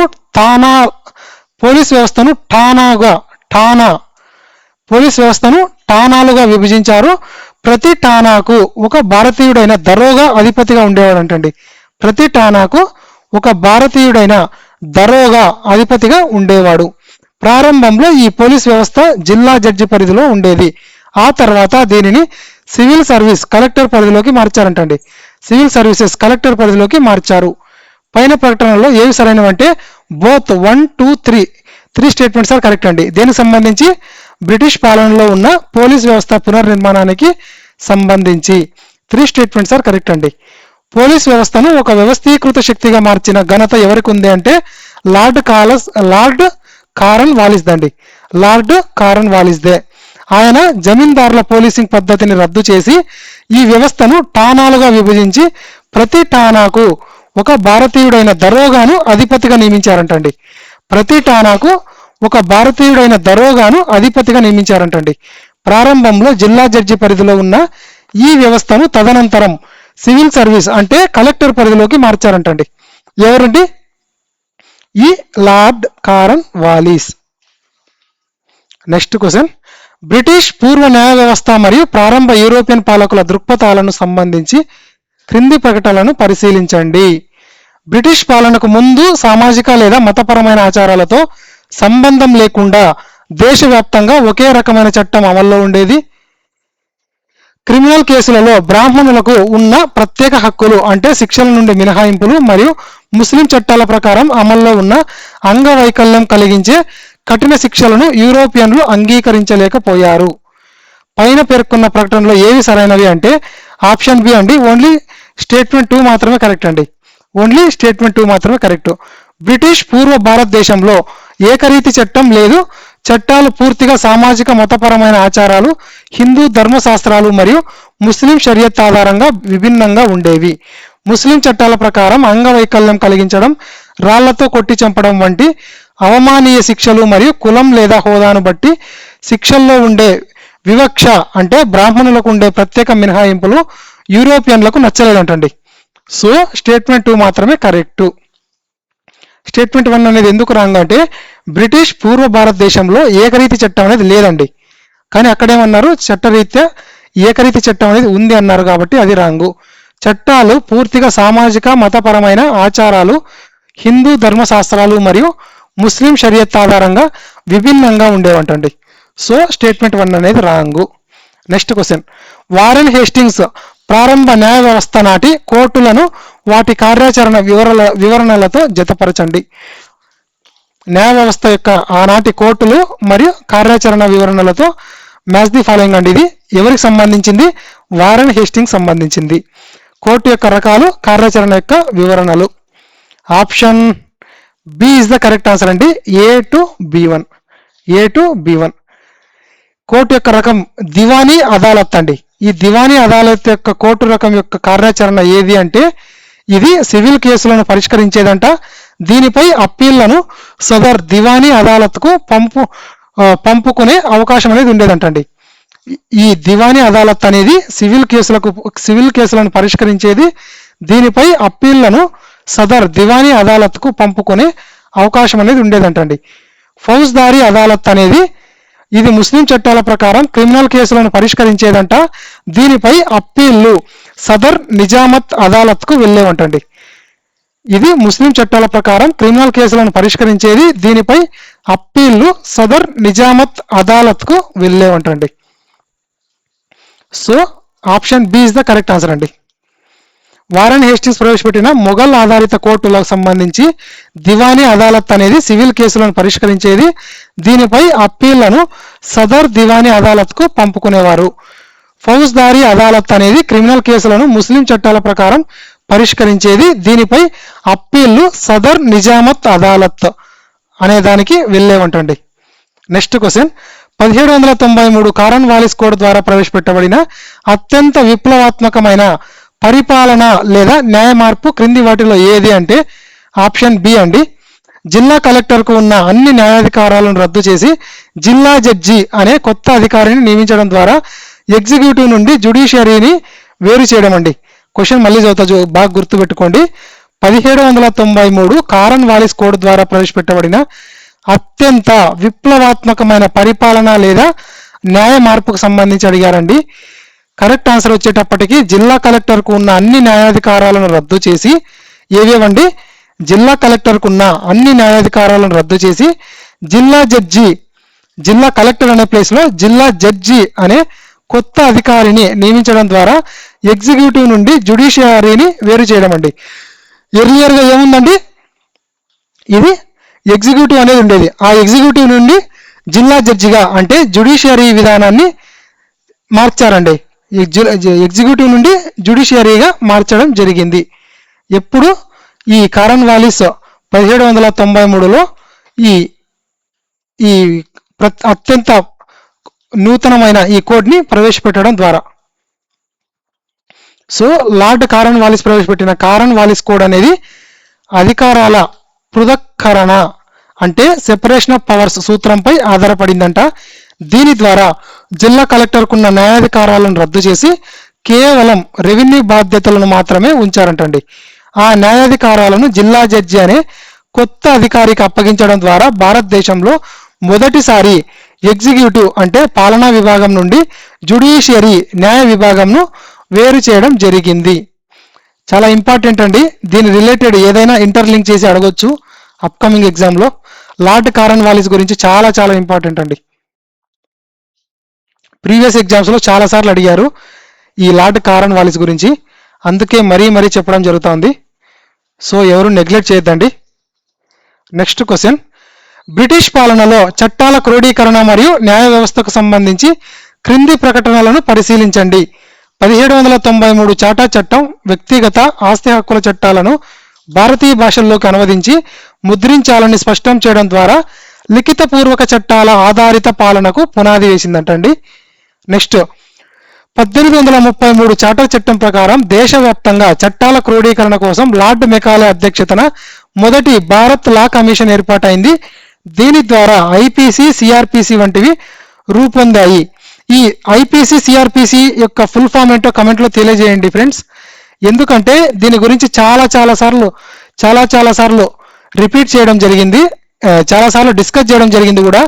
ఎక్కడ డిస్కస్ చేశామంటే ఈ ఐపీసీ కానీ ఈ సిఆర్పిసి గురించి కానీ ఇండియన్ సొసైటీలో చాలాసార్లు డిస్కస్ చేశామండి.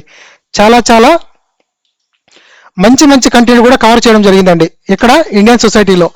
సో దీని గురించి మీరు ఆ వీడియో చూసింటే ఈజీగా ఆన్సర్ చేయగలుగుతారు. సో కమెంట్లో తెలియజేయండి. ఈ ఐపీసీ కానీ సిఆర్పిసి వంటి ఈ ఫుల్ ఫామ్లు అనేవి కమెంట్లో తెలియజేయండి. నెక్స్ట్ ఆప్షన్, వివాహము, విడాకులు, వారసత్వం వంటి వ్యక్తిగత విషయాలలో భారతీయుల సొంత చట్టాలను బ్రిటిష్ వారు పూర్తిగా రద్దు చేసి వారిపై యూరోపియన్ పర్సనల్ చట్టాలను బలవంతంగా రుద్దారు. పైన పేర్కొన్న ప్రకటనలో ఏవి సరైనవి అంటే ఆప్షన్ ఏ అండి. ఓన్లీ 1 and 2 ఆర్ కరెక్ట్ అండి. Only 1 and 2 are correct. 1793 charter చట్టం వ్యక్తుల ఆస్తి హక్కుల చట్టాలను స్థానిక భాషల్లో ముద్రించాలని పేర్కొని నిరంకుశ పాలన స్థానంలో లిఖితపూర్వక చట్టాల పాలనకు పునాది వేసింది. సో ఇది కరెక్టే, ఆల్రెడీ డిస్కస్ చేశాము. 1733 చార్టర్ చట్టం ద్వారా చట్టాలు చేసే పూర్తి అధికారం అనేది గవర్నర్ జనరల్ ఇన్ కౌన్సిల్కు బదిలీ కాగా లార్డ్ మెకాలే నేతృత్వంలో మొదటి లా కమిషన్ ఏర్పాటై ఐపీసీ, సిఆర్పిసిల రూపకల్పనకు కృషి చేసింది. స్టేట్మెంట్ 3 అనేది ఎందుకు రాంగు అంటే వివాహము, విడాకులు, దత్తత, వారసత్వం వంటి పర్సనల్ సివిల్ విషయాలలో వివిధ భారతీయ వర్గాల సొంత చట్టాలను కొనసాగించడానికి బ్రిటిష్ వారు అనుమతించారంటండి, రద్దు చేయలేదండి. కానీ స్టేట్మెంట్లో ఏమన్నారు, రద్దు చేశారన్నారు కాబట్టి అది రాంగ్ అండి. రద్దు చేయలేదు, బ్రిటిష్ వారు అనుమతించారంటండి. నెక్స్ట్ క్వశ్చన్, కారన్ వాలిస్ సంస్కరణల తర్వాత బ్రిటిష్ న్యాయ వ్యవస్థలో నెలకొన్న సుదీర్ఘ జాప్యం మరియు లోపాలను వివరించడానికి పాఠ్య భాగంలో పేర్కొన్న నిర్దిష్ట చారిత్రక ఉదాహరణ ఏది అంటే ఆప్షన్ బి అండి. 1832లో మొదలై 64 ఏళ్ల తర్వాత 1896లో తీర్పు వెలువడిన మద్రాస్ జమీందారీ వారసత్వ కేసు అండి. ఇక్కడ క్వశ్చన్ ఏమడిగారండి, కారన్ వాలిస్ సంస్కరణల తర్వాత బ్రిటిష్ న్యాయ వ్యవస్థలో నెలకొన్న సుదీర్ఘ జాప్యం మరియు లోపాలను వివరించడానికి పాఠ్య భాగంలో పేర్కొన్న నిర్దిష్ట చారిత్రక ఉదాహరణ ఏది అంటే 1832లో మొదలై 64 ఏళ్ల తర్వాత 1896లో తీర్పు వెలువడిన మద్రాసు జమీందారీ వారసత్వ కేసు. ఈ బ్రిటిష్ న్యాయ వ్యవస్థలో పంచాయతీల స్థానంలో భారతీయ ఆచారాలు తెలియని యూరోపియన్ జడ్జీలు రావడం వల్ల కేసులు దశాబ్దాల తరబడి సాగాయంట. దీనికి నిదర్శనంగా మద్రాసు జమీందారీ వారసత్వ కేసు గురించి పేర్కొనబడింది. ఇది 1832లో ప్రారంభమైతే ఏకంగా 64 సంవత్సరాల జాప్యం తర్వాత 1896లో దీని తీర్పు అనేది వచ్చిందంటండి. 1896లో దీని యొక్క తీర్పు అనేది వచ్చింది. బ్రిటిష్ వారి సామాజిక విధానానికి సంబంధించిన 2 ప్రధాన దశలను వాటి ప్రధాన లక్షణాలు మరియు సంఘటనలతో జతపరచండి. సామాజిక విధాన దశ, ప్రధాన లక్షణాలు లేదా సంఘటనలు.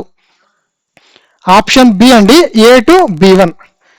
మొదటి దశ వచ్చేటప్పటికి 1773 నుండి 1813 వరకు అండి.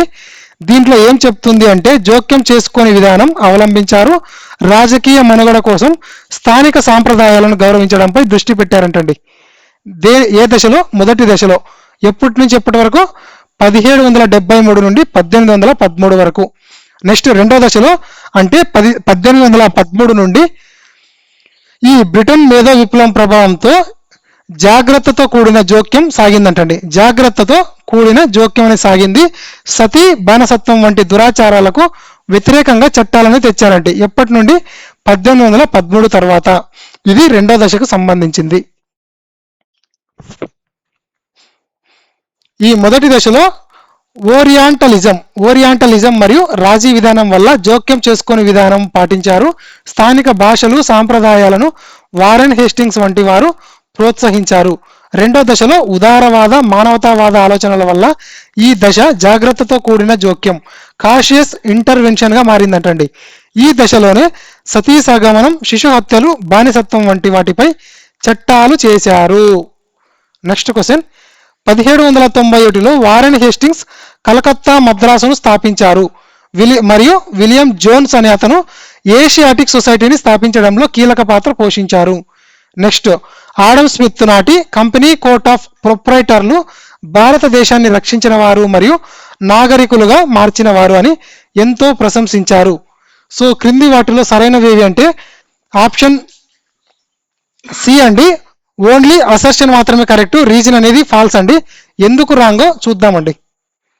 మొదటి గవర్నర్ జనరల్ వారెన్ హేస్టింగ్స్ ప్రాచ్య విద్యా సాంప్రదాయాలను ప్రోత్సహించే క్రమంలో 1781లో పర్షియను అరబిక్ అధ్యయనం కోసం కలకత్తా మద్రాసును విలియం జోన్స్తో కలిసి ఏషియాటిక్ సొసైటీని స్థాపించడంలో కీలక పాత్ర పోషించారు.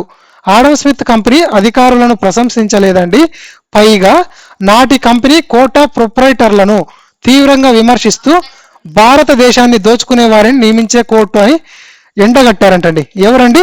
ఈ ఆడమ్ స్మిత్.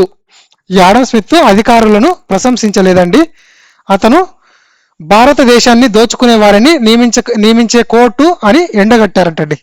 భారతదేశాన్ని దోచుకునే వారిని నియమించే కోర్టు అని ఎండగట్టారండి. ఎవరు? ఈ ఆడమ్ స్మిత్.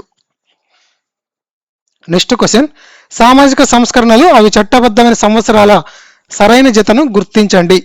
సరైన జత వచ్చేటప్పటికి ఆప్షన్ ఏ అండి. బానిసత్వం పూర్తిగా రద్దు కావడం అనేది ఎప్పుడు జరిగింది అంటే 1843 నాటి యాక్ట్ అండి. 1843 నాటి slavery act, complete abolition of slavery act, బానిసత్వం పూర్తిగా రద్దు కావడం. ఇది ఎప్పుడు? 1843 నాటి యాక్ట్. రిమైనింగ్ అన్ని ఇన్కరెక్ట్ అండి. అవి ఎందుకు ఇన్కరెక్ట్ చూద్దాము. 1833 చార్టర్ చట్టం అనేది ఆదేశాల మేరకు, ఈ చార్టర్ చట్టం యొక్క ఆదేశాల మేరకు తదుపరి చర్యలు తీసుకుంటూ 1843లో యాక్ట్ 5 ఆఫ్ 1843, యాక్ట్ 5 ఆఫ్ 1843 ద్వారా భారతదేశంలో బానిసత్వం అనేది పూర్తిగా రద్దు చేయబడిందంటండి. రిమైనింగ్ అన్ని ఎందుకు రాంగో చూద్దాము. శిశు హత్యల నివారణ చట్టం అనేది 1795 మరియు 1802లో వచ్చిందంటండి. సో 1856 అనేది కాదు. నెక్స్ట్, హిందూ వితంతు పునర్వివాహ చట్టం అనేది 1856లో వచ్చింది. సో 1829లో కాదు. బెంగాల్ ప్రెసిడెన్సీలో సతీ సగమనాన్ని నిషేధించే చట్టం అనేది లార్డ్ విలియం బెంటిక్ ద్వారా 1829లో తేవబడిందంటండి. సో 1843లో కాదు. So these 3 are incorrect statements are incorrect pairs. Option A is the correct answer అండి.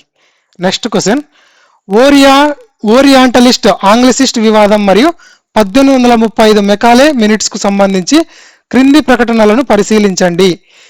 హెచ్టి ప్రిన్సెస్ నేతృత్వంలోని ఓరియాంటలిస్ట్స్ స్వదేశీ సంస్కృతి మరియు మాతృభాషల ద్వారా విద్యా బోధనను సమర్థించారు. లార్డ్ మెకాలే తన నివేదికలో భారతీయ సాహిత్యాన్ని ఎంతగానో గౌరవిస్తూ అది మొత్తం ఐరోపా లైబ్రరీల కలెక్షన్ కంటే గొప్పదని పేర్కొన్నాడు. అధోముఖ వడపోత సిద్ధాంతం. ఈ మెకాలే విద్యా విధానం ప్రారంభంలో కేవలం ఉన్నత వర్గాలకు మాత్రమే విద్యను అందించాలనే అధోముఖ వడపోత సిద్ధాంతంపై ఆధారపడింది. పైన పేర్కొన్న ప్రకటనలో ఏవి సరైనవి అంటే ఆప్షన్ సి అండి. ఓన్లీ 1 and 3 ఆర్ కరెక్ట్ అండి. Only 1 and 3 are correct. Statement 2 అనేది ఎందుకు రాంగో చూద్దామండి. ఈ హెచ్టి ప్రిన్సెస్ నాయకత్వంలోని ఓరియాంటలిస్టులు స్వదేశీ భాషలు సంస్కృతి ద్వారా విద్యా బోధనను సమర్థించారు.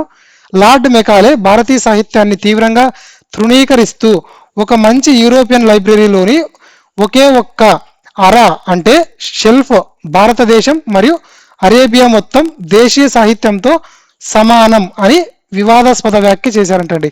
ఎవరండి? ఈ లార్డ్ మెకాలే. ఏమని వివాదాస్పద వ్యాఖ్య చేశాడు అంటే ఒక మంచి యూరోపియన్ లైబ్రరీని ఒకే ఒక్క అర భారతదేశం మరియు అరేబియా మొత్తం దేశీయ సాహిత్యంతో సమానమని వివాదాస్పద వ్యాఖ్య చేశారంటండి. So statement 2 is the wrong answer. Next, సమాజంలోని ఉన్నత వర్గాలకు ఇంగ్లీష్ విద్యను అందిస్తే వారి ద్వారా అది కింది స్థాయి ప్రజలకు వడపోతలా చేరుతుందని మెకాలే దేని నమ్మారండి? డౌన్వర్డ్ ఫిల్టరేషన్ థియరీని నమ్మారంటండి. ఈ డౌన్వర్డ్ ఫిల్టరేషన్ థియరీ అనే గ్రంథాన్ని నమ్మారు. ఎవరు నమ్మారు? ఈ లార్డ్ మెకాలే. ఎందుకు నమ్మారు అంటే సమాజంలోని ఉన్నత వర్గాలకు ఇంగ్లీష్ విద్యను అందిస్తే వారి ద్వారా అది కింది స్థాయి ప్రజలకు వడపోతలా చేరుతుందని నమ్మారండి. దేని నమ్మారు? డౌన్వర్డ్ ఫిల్టరేషన్ థియరీని నమ్మారు. Next question, 1854 sir Charles Woods డిస్పాచ్కు సంబంధించి క్రింది సిఫార్సులు లేదా చారిత్రక ఫలితాలలో ఏది తప్పు? ఇక్కడ కరెక్ట్ అడగలేదండి, ఇన్కరెక్ట్ అడిగారు. సో ఇన్కరెక్ట్ వచ్చేటప్పటికి ఆప్షన్ డి అండి. Remaining A B C are correct. సో ఆ ఏబిసి అనేవి ఏవేవో చూద్దాము. ఈ చార్లెస్ వుడ్స్ డిస్పాచ్ సంబంధించిన ఈ సిఫార్సులకు సంబంధించి దీనిని భారతదేశంలో ఇంగ్లీష్ విద్య యొక్క మాగ్నా కార్టా అని పిలుస్తారంట. ఇది మెకాలే అధోముఖ వడపోత సిద్ధాంతాన్ని తిరస్కరించిందంటండి. Very very important. భారతదేశంలో ఇంగ్లీష్ విద్య యొక్క మాగ్నా కార్టా అని పిలుస్తారు దేనిని? ఈ చార్లెస్ వుడ్స్ డిస్పాచ్ని. ఇది మెకాలే అధోముఖ వడపోత సిద్ధాంతాన్ని తిరస్కరించిందండి. ఏది? ఈ చార్లెస్ వుడ్స్ డిస్పాచ్ సంబంధించింది. నెక్స్ట్, ప్రాథమిక పాఠశాలల్లో మాతృభాష, హై స్కూల్ స్థాయిలో ఆంగ్లో వెర్నాక్యులర్, కాలేజీ స్థాయిలో ఇంగ్లీష్ మీడియం ఉండాలని సిఫార్సు చేసిందంట. దీని నమూనాలోనే 1857లో కలకత్తా, బాంబే, మద్రాసులలో విశ్వవిద్యాలయాలు స్థాపించబడ్డాయి. యా నమూనాలో అండి? దేని నమూనాలో? ఈ చార్లెస్ డిస్పాచ్లోని ఈ భారతదేశంలో ఇంగ్లీష్ విద్య యొక్క మాగ్నా కార్టాలోని, ఈ మాగ్నా కార్టాలోని భారతదేశ ఏమని 1857లో కలకత్తా, బాంబే, మద్రాసులలో విశ్వవిద్యాలయాలు స్థాపించబడ్డాయి. ఎక్స్ప్లెనేషన్ చూద్దామండి, కొంచెం క్లారిటీ వస్తుంది. ఆప్షన్స్ అనేవి కొంచెం అటు ఇటు ఉన్నాయి కాబట్టి. సో ఆప్షన్ డి అనేది రాంగ్ అనేది తెలుసు. ఎందుకు రాంగో చూద్దామండి. ఈ చార్లెస్ వుడ్స్ డిస్పాచ్ ప్రైవేట్ విద్యా సంస్థలను నిషేధించలేదంటండి. పైగా వాటి అభివృద్ధి కోసం గ్రాంట్స్ ఇన్ ఎయిడ్ విధానాన్ని ప్రవేశపెట్టాలని సిఫార్సు చేసింది ఈ చార్లెస్ వుడ్స్ డిస్పాచ్ అండి. Charles Woods dispatch. కానీ ఇక్కడ స్టేట్మెంట్లో ఏమన్నారండి? చార్లెస్ వుడ్స్ డిస్పాచ్ అనే అతను ప్రైవేట్ విద్యా సంస్థలను నిషేధించాడు అన్నారు కాబట్టి అది రాంగ్ అండి. నెక్స్ట్, రిమైనింగ్ స్టేట్మెంట్స్ అన్ని కరెక్ట్. దీనిని ఏమంటున్నారు? మాగ్నా కార్టా అంటున్నారు. ఇది వడపోత సిద్ధాంతాన్ని తిరస్కరించి సామాన్యుల బాధ్యతను ప్రభుత్వమే తీసుకోవాలని చెప్పింది. సో ఇది కూడా కరెక్టే. ఇది 3 స్థాయిలలో విభిన్న భాషా మాధ్యమాలను సూచించింది. సో దీని ఆధారంగానే 1857లో లండన్ వర్సిటీ నమూనాలలో 3 ప్రెసిడెన్సీ నగరాల్లో విశ్వవిద్యాలయాలు అనేవి ఏర్పాటయ్యాయంటండి. నవలా రచయిత బంకిం చంద్ర చటర్జీ కలకత్తా వర్సిటీ మొదటి 2 గ్రాడ్యుయేట్లలో ఒకరంటండి. ఎవరు? ఈ బంకిం చంద్ర చటర్జీ. నెక్స్ట్ క్వశ్చన్, సాంప్రదాయ జమీందారుల న్యాయాధికారులు మరియు వాటి రద్దుకు సంబంధించి క్రింది ప్రకటనలను పరిశీలించండి. ఆప్షన్ సి అండి. బోత్ 1 and 2 ఆర్ కరెక్ట్ అండి. లార్డ్ కారన్ వాలి సంస్కరణలకు ముందు జమీందారులు న్యాయాధికారులను చలాయించేవారే కాకుండా తమ సొంత సాయుధ బలగాలతో స్థానిక పోలీసింగ్ను నిర్వహించేవారు. ఇది కరెక్టే. 1793 కారన్ వాలిస్ కోడ్ జమీందారుల సాంప్రదాయ పోలీస్ మరియు న్యాయాధికారాలను పూర్తిగా రద్దు చేసి ఆ న్యాయాధికారాలను కొత్తగా సృష్టించిన జిల్లా జడ్జికి అప్పగించింది. పైన పేర్కొన్న ప్రకటనలో ఏవి సరైనవి అంటే ఆప్షన్ సి అండి. బోత్ 1 and 2 ఆర్ కరెక్ట్ అండి. బ్రిటిష్ పూర్వయుగంలో మరియు కంపెనీ ప్రారంభ పాలనలో జమీందారులు తమ సాయుధ బలగాలతో పోలీసింగ్, స్థానిక న్యాయ పరిపాలన సాగించేవారు. లార్డ్ కారన్ వాలిస్ జమీందారుల ఈ పాత పద్ధతులను రద్దు చేశారు. కారన్ వాలిస్ కోడ్ 1793 ద్వారా జిల్లా కలెక్టరు జమీందారుల చేతుల్లోని న్యాయాధికారాలను రద్దు చేసి వాటిని కొత్తగా ఏర్పాటైన జిల్లా జడ్జి పరిధిలోకి మార్చారు. ఇది ఆల్రెడీ డిస్కస్ చేసామండి స్టార్టింగ్ లో, కానీ అక్కడ స్టేట్మెంట్ బేస్డ్, ఇక్కడేమో ఇక్కడ 2 స్టేట్మెంట్స్ మాత్రమే, అక్కడ 4 స్టేట్మెంట్స్ తో డిఫరెంట్ పర్స్పెక్టివ్ లో డిస్కస్ చేసామండి. నెక్స్ట్ క్వశ్చన్, ఉన్నత క్రిమినల్ న్యాయ నిర్మాణాన్ని సంస్కరించడానికి లార్డ్ కారన్ వాలిస్ సదర్ నిజాముత్ అదాలత్లో చేసిన నిర్దిష్ట మార్పు ఏమిటి అంటే ఆప్షన్ బి అండి. దీనిని ముర్షిదాబాద్ నుండి కలకత్తాకు మార్చారు మరియు గవర్నర్ జనరల్, ఆయన కౌన్సిల్ సభ్యులు, చీఫ్ క్వాజీ 2 ముఫ్తీల సహాయంతో ఇందులో కేసులను విచారించేలా చేశారంటండి. దీనిని ముర్షిదాబాద్ నుండి కలకత్తాకు మార్చారు మరియు గవర్నర్ జనరల్ ఆయన కౌన్సిల్ సభ్యులు చీఫ్ క్వాజీ ఇద్దరు ముఫ్తీల సహాయంతో ఇందులో కేసులను విచారించేలా చేశారు. లార్డ్ కారన్ వాలిసు తన న్యాయ సంస్కరణలలో భాగంగా ముర్షిదాబాద్లో ఉన్న క్రిమినల్ అప్పీళ్ల కోర్టు అయిన సదర్ నిజాముత్ అదాలత్ను కలకత్తాకు మార్చారు. ఇందులో గవర్నర్ జనరల్ ఆయన కౌన్సిల్ సభ్యులు స్వయంగా చీఫ్ క్వాజీ ఇద్దరు ముఫ్తీల సహాయంతో కేసులను విచారించే బాధ్యతను చేపట్టారు. నెక్స్ట్ క్వశ్చన్, మతాల మధ్య పరస్పర సాక్ష్యాలకు సంబంధించి కారన్ వాలిస్ కోడ్ కింద క్రిమినల్ విచారణల్లో ప్రవేశపెట్టబడిన విధానపరమైన మార్పు క్రింది వాటిలో ఏది అంటే ఆప్షన్ బి అండి. క్రిమినల్ కేసులలో ముస్లింలపై ముస్లిమేతరుల సాక్ష్యం చెప్పడానికి గతంలో ఉన్న నిషేధాన్ని తొలగించి వారికి సాక్ష్యం చెప్పే హక్కును కల్పించారంటండి. క్రిమినల్ కేసులలో ముస్లింలపై ముస్లిమేతరులు సాక్ష్యం చెప్పడానికి గతంలో ఉన్న నిషేధాన్ని తొలగించి వారికి సాక్ష్యం చెప్పే హక్కులను కల్పించారు. దేని ప్రకారం అండి? కారన్ వాలిస్ కోడ్ కింద. పాత క్రిమినల్ చట్టాల ప్రకారం కొన్ని మతపరమైన ఆంక్షలు ఉండేవి. కారన్ వాలిస్ క్రిమినల్ చట్టాలను సంస్కరిస్తూ గతంలో ముస్లింలపై ముస్లిమేతరులు సాక్ష్యం చెప్పడానికి ఉన్న నిషేధాన్ని పూర్తిగా తొలగించి మరియు అందరికీ సాక్ష్యం చెప్పే సమాన హక్కును కల్పించారంటండి. నెక్స్ట్ క్వశ్చన్, బ్రిటిష్ వారు ప్రవేశపెట్టిన చట్టం ముందు అందరూ సమానులే అనే సూత్రం మరియు దాని పరిమితులకు సంబంధించి క్రింది ప్రకటనలను పరిశీలించండి. మతము, కులము, వర్గంతో సంబంధం లేకుండా, అంటే ఉదాహరణకు బ్రాహ్మణుడు, శూద్రుడు, జమీందారు, రైతు అందరూ చట్టం దృష్టిలో సమానులనే సూత్రాన్ని తెచ్చారు. నెక్స్ట్, ఈ చట్టపరమైన సమానత్వ సూత్రం ఐరోపా వాసులతో సహా భారతదేశంలో అందరికీ సమానంగా వర్తించింది. వారిని కూడా ఇక్కడ స్థానిక కోర్టుల్లోనే విచారించేవారు. పైన పేర్కొన్న ప్రకటనలో ఏవి సరైనవి అంటే ఆప్షన్ ఏ అండి, ఓన్లీ 1 మాత్రమే కరెక్ట్ అండి. బ్రిటిష్ వారు ప్రవేశపెట్టిన ఆధునిక న్యాయ భావనలలో చట్టం ముందు అందరూ సమానులే అనేది ఒకటి. దీని ప్రకారం పాత సమాజంలో కులము, వర్గం ఆధారంగా ఉన్న వివక్షలను, బ్రాహ్మణులకు ఉండే మినహాయింపులు పక్కన పెట్టి అందరినీ చట్టం దృష్టిలో సమానం చేశారు. ఈ వ్యవస్థలో ఒక పెద్ద మినహాయింపు ఉండేది. యూరోపియన్లను ఈ సాధారణ చట్టాల పరిధి నుండి దూరంగా ఉంచారంటండి. వారి కోసం ప్రత్యేక కోర్టులు, ప్రత్యేక చట్టాలు అమల్లో ఉండేవి. నెక్స్ట్ క్వశ్చన్, భారతదేశంలో ఆధునిక ప్రింటింగ్ మరియు జర్నలిజం పరిణామాల్లోని మైలురాళ్లను పాఠ్యభాగంలో పేర్కొన్న వాటి వివరణలతో జతపరచండి. మైలురాయి, వాటి యొక్క వివరణలు. ఆప్షన్ బి అండి, A2, B3, C1. పోర్చుగీసు మిషనరీలు, ఇది ఎప్పుడు జరిగింది? 1556లో. ఈ పోర్చుగీసు మిషనరీలు అనేది దీని యొక్క వివరణ దేని తెలుపుతుంది అంటే గోవాలో భారతదేశపు మొదటి ఆధునిక printing ప్రెస్ను స్థాపించారంటండి.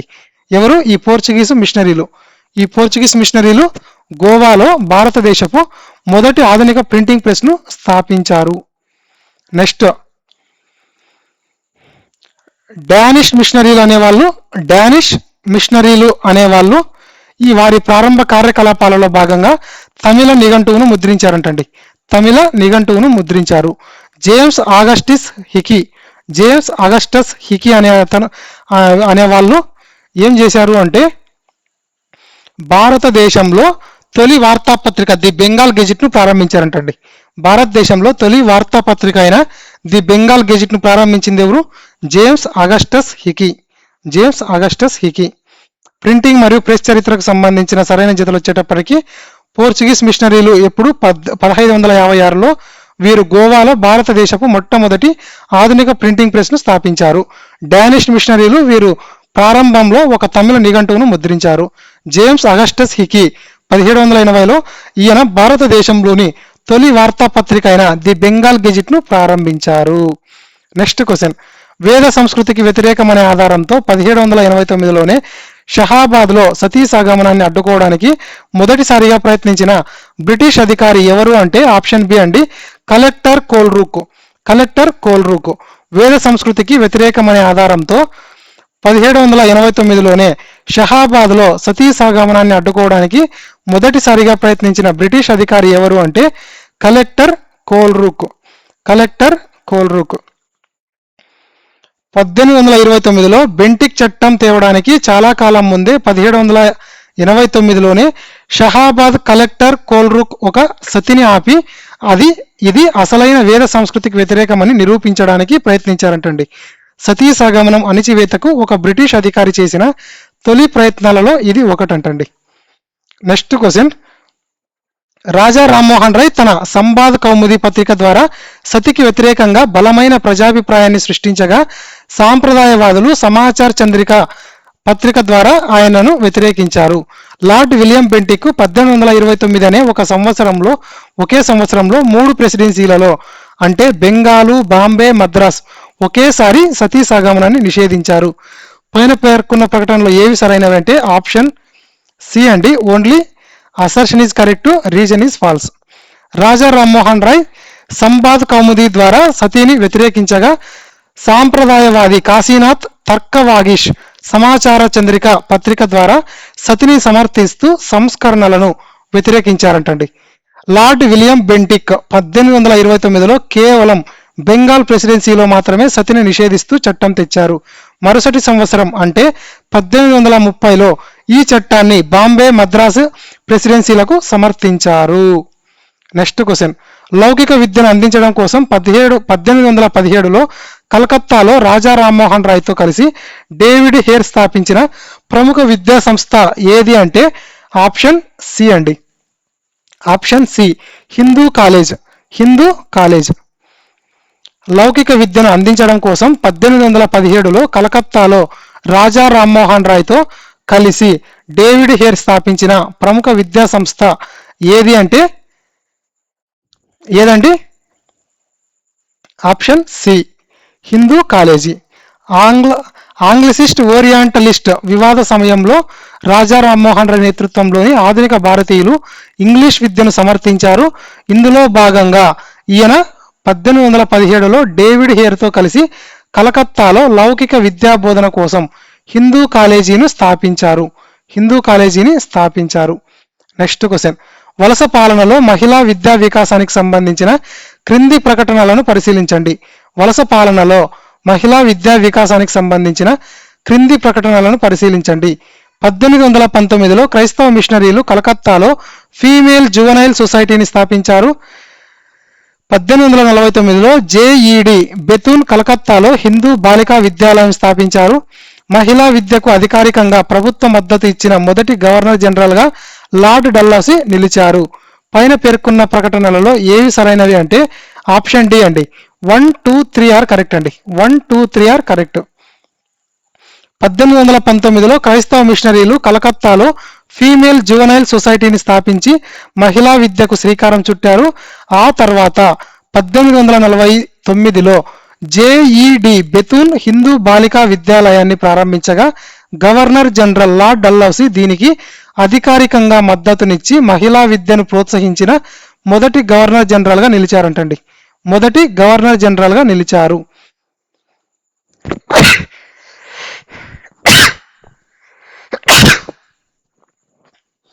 Last and final question అండి. బ్రిటిష్ వారు అధోముఖ వడపోత సిద్ధాంతం వైఫల్యానికి సంబంధించి పాఠ్యభాగంలో పేర్కొన్న నిర్దిష్ట సాంస్కృతిక విమర్శ ఏమిటి అంటే ఇక్కడ విమర్శ అడిగారండి. విమర్శ వచ్చేటప్పటికి ఆప్షన్ బి అండి.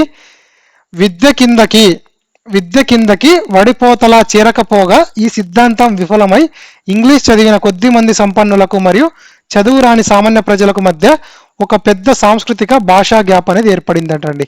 విద్య కిందకి వడపోతలా చేరకపోగా ఈ సిద్ధాంతం అనేది విఫలమై ఇంగ్లీష్ చదివిన కొద్ది మంది సంపన్నులకు మరియు చదువు రాని సామాన్య ప్రజలకు మధ్య ఒక పెద్ద సాంస్కృతిక భాషా గ్యాప్ అనేది ఏర్పడింది.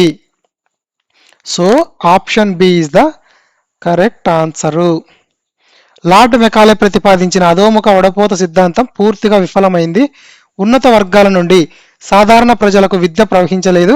ఫలితంగా ఇంగ్లీష్ నేర్చుకుని పాశ్చాత్యీకరణ చెందిన కొద్ది మంది ధనిక వర్గానికి మరియు మాతృభాషకే పరిమితమై అక్షరాస్యతకు దూరమైన సామాన్య ప్రజానీకానికి మధ్య సమాజంలో ఒక పెద్ద సాంస్కృతిక భాషాపరమైన అగాధం ఏర్పడింది. సో 60 క్వశ్చన్స్ కంప్లీటెడ్ అండి. ఈ క్వశ్చన్స్ యొక్క స్టాండర్డ్ అనేది మీకు ఎలా అనిపించిందో కమెంట్లో తెలియజేయండి. అలాగే ఈ వీడియో కనుక మీకు నచ్చినట్లయితే లైక్ చేయండి. అలాగే మన ఛానల్ని సబ్స్క్రైబ్ చేసుకోండి. అలాగే మీ ఫ్రెండ్స్ కూడా మన ఛానల్ని రికమెండ్ చేయండి. అది కూడా మీకు ఈ కంటెంట్ నచ్చితే మాత్రమే మీ ఫ్రెండ్స్కి రికమెండ్ చేయండి. ఈ కంటెంట్ నచ్చకపోతే మీరు డిస్లైక్ కొట్టండి. అలాగే మీ ఫ్రెండ్స్కి కూడా షేర్ చేయొద్దండి, సజెస్ట్ చేయొద్దండి. ఎందుకంటే మనం ఇచ్చే కంటెంట్ అనేది ఎప్పుడూ కూడా వీలైనంత మంచి కంటెంట్ అనేది ఇవ్వడానికే ప్రయత్నిస్తామండి. ఎందుకంటే ఇప్పుడున్న గ్రూప్ 2 క్వశ్చన్స్ యొక్క ప్యాటర్న్స్ కనుక గమనిస్తే చాలా అడ్వాన్స్ లెవెల్లో ఉందండి. సింగిల్ స్టేట్మెంట్స్ ఇచ్చేయడము లేదా సింగిల్ లైన్ క్వశ్చన్స్ ఇవ్వడము ఇలాంటి స్టేజ్లో లేదండి. మల్టిపుల్ స్టేట్మెంట్స్ ఇస్తుంది. తర్వాత టైం వేస్ట్ అనేది ఎక్కువ చేస్తుందండి. మీరు క్వశ్చన్ పేపర్ కనుక గమనించినట్లయితే అక్కడ టైం వేస్ట్ అనేది ఎక్కువ చేస్తుంది. లాంగ్ స్టేట్మెంట్స్ ఇవ్వడము, ఆ క్వశ్చన్స్ చదవడానికే ఎక్కువ టైం పడుతుందండి. ఇలాంటి ఎక్కువ టైం ఇచ్చి మిమ్మల్ని టైం వేస్ట్ చేయించి అక్కడ క్వశ్చన్స్ అనేవి మీరు అన్ని క్వశ్చన్స్ కంప్లీట్గా అటెంప్ట్ చేయలేకపోయేలా మిమ్మల్ని టైం అనేది కన్జ్యూమ్ చేసేలా చేస్తుందండి ఇక్కడ. సో అలాంటి ప్యాటర్న్స్ అన్ని దృష్టిలో పెట్టుకొని ఇక్కడ మీకు ప్రాక్టీస్ అయ్యేలా, అక్కడ ఎగ్జామ్లో మీరు ఇబ్బంది పడకుండా ఇక్కడే మీకు అలాంటి క్వశ్చన్స్ అన్ని ప్రాక్టీస్ అయ్యేలా ఇక్కడ మీకు ప్రొవైడ్ చేయడం జరుగుతుంది. మీ లైఫ్ని ఒక మంచి స్థాయికి తీసుకెళ్ళండి. థ్యాంక్ యూ అండి. బాయ్.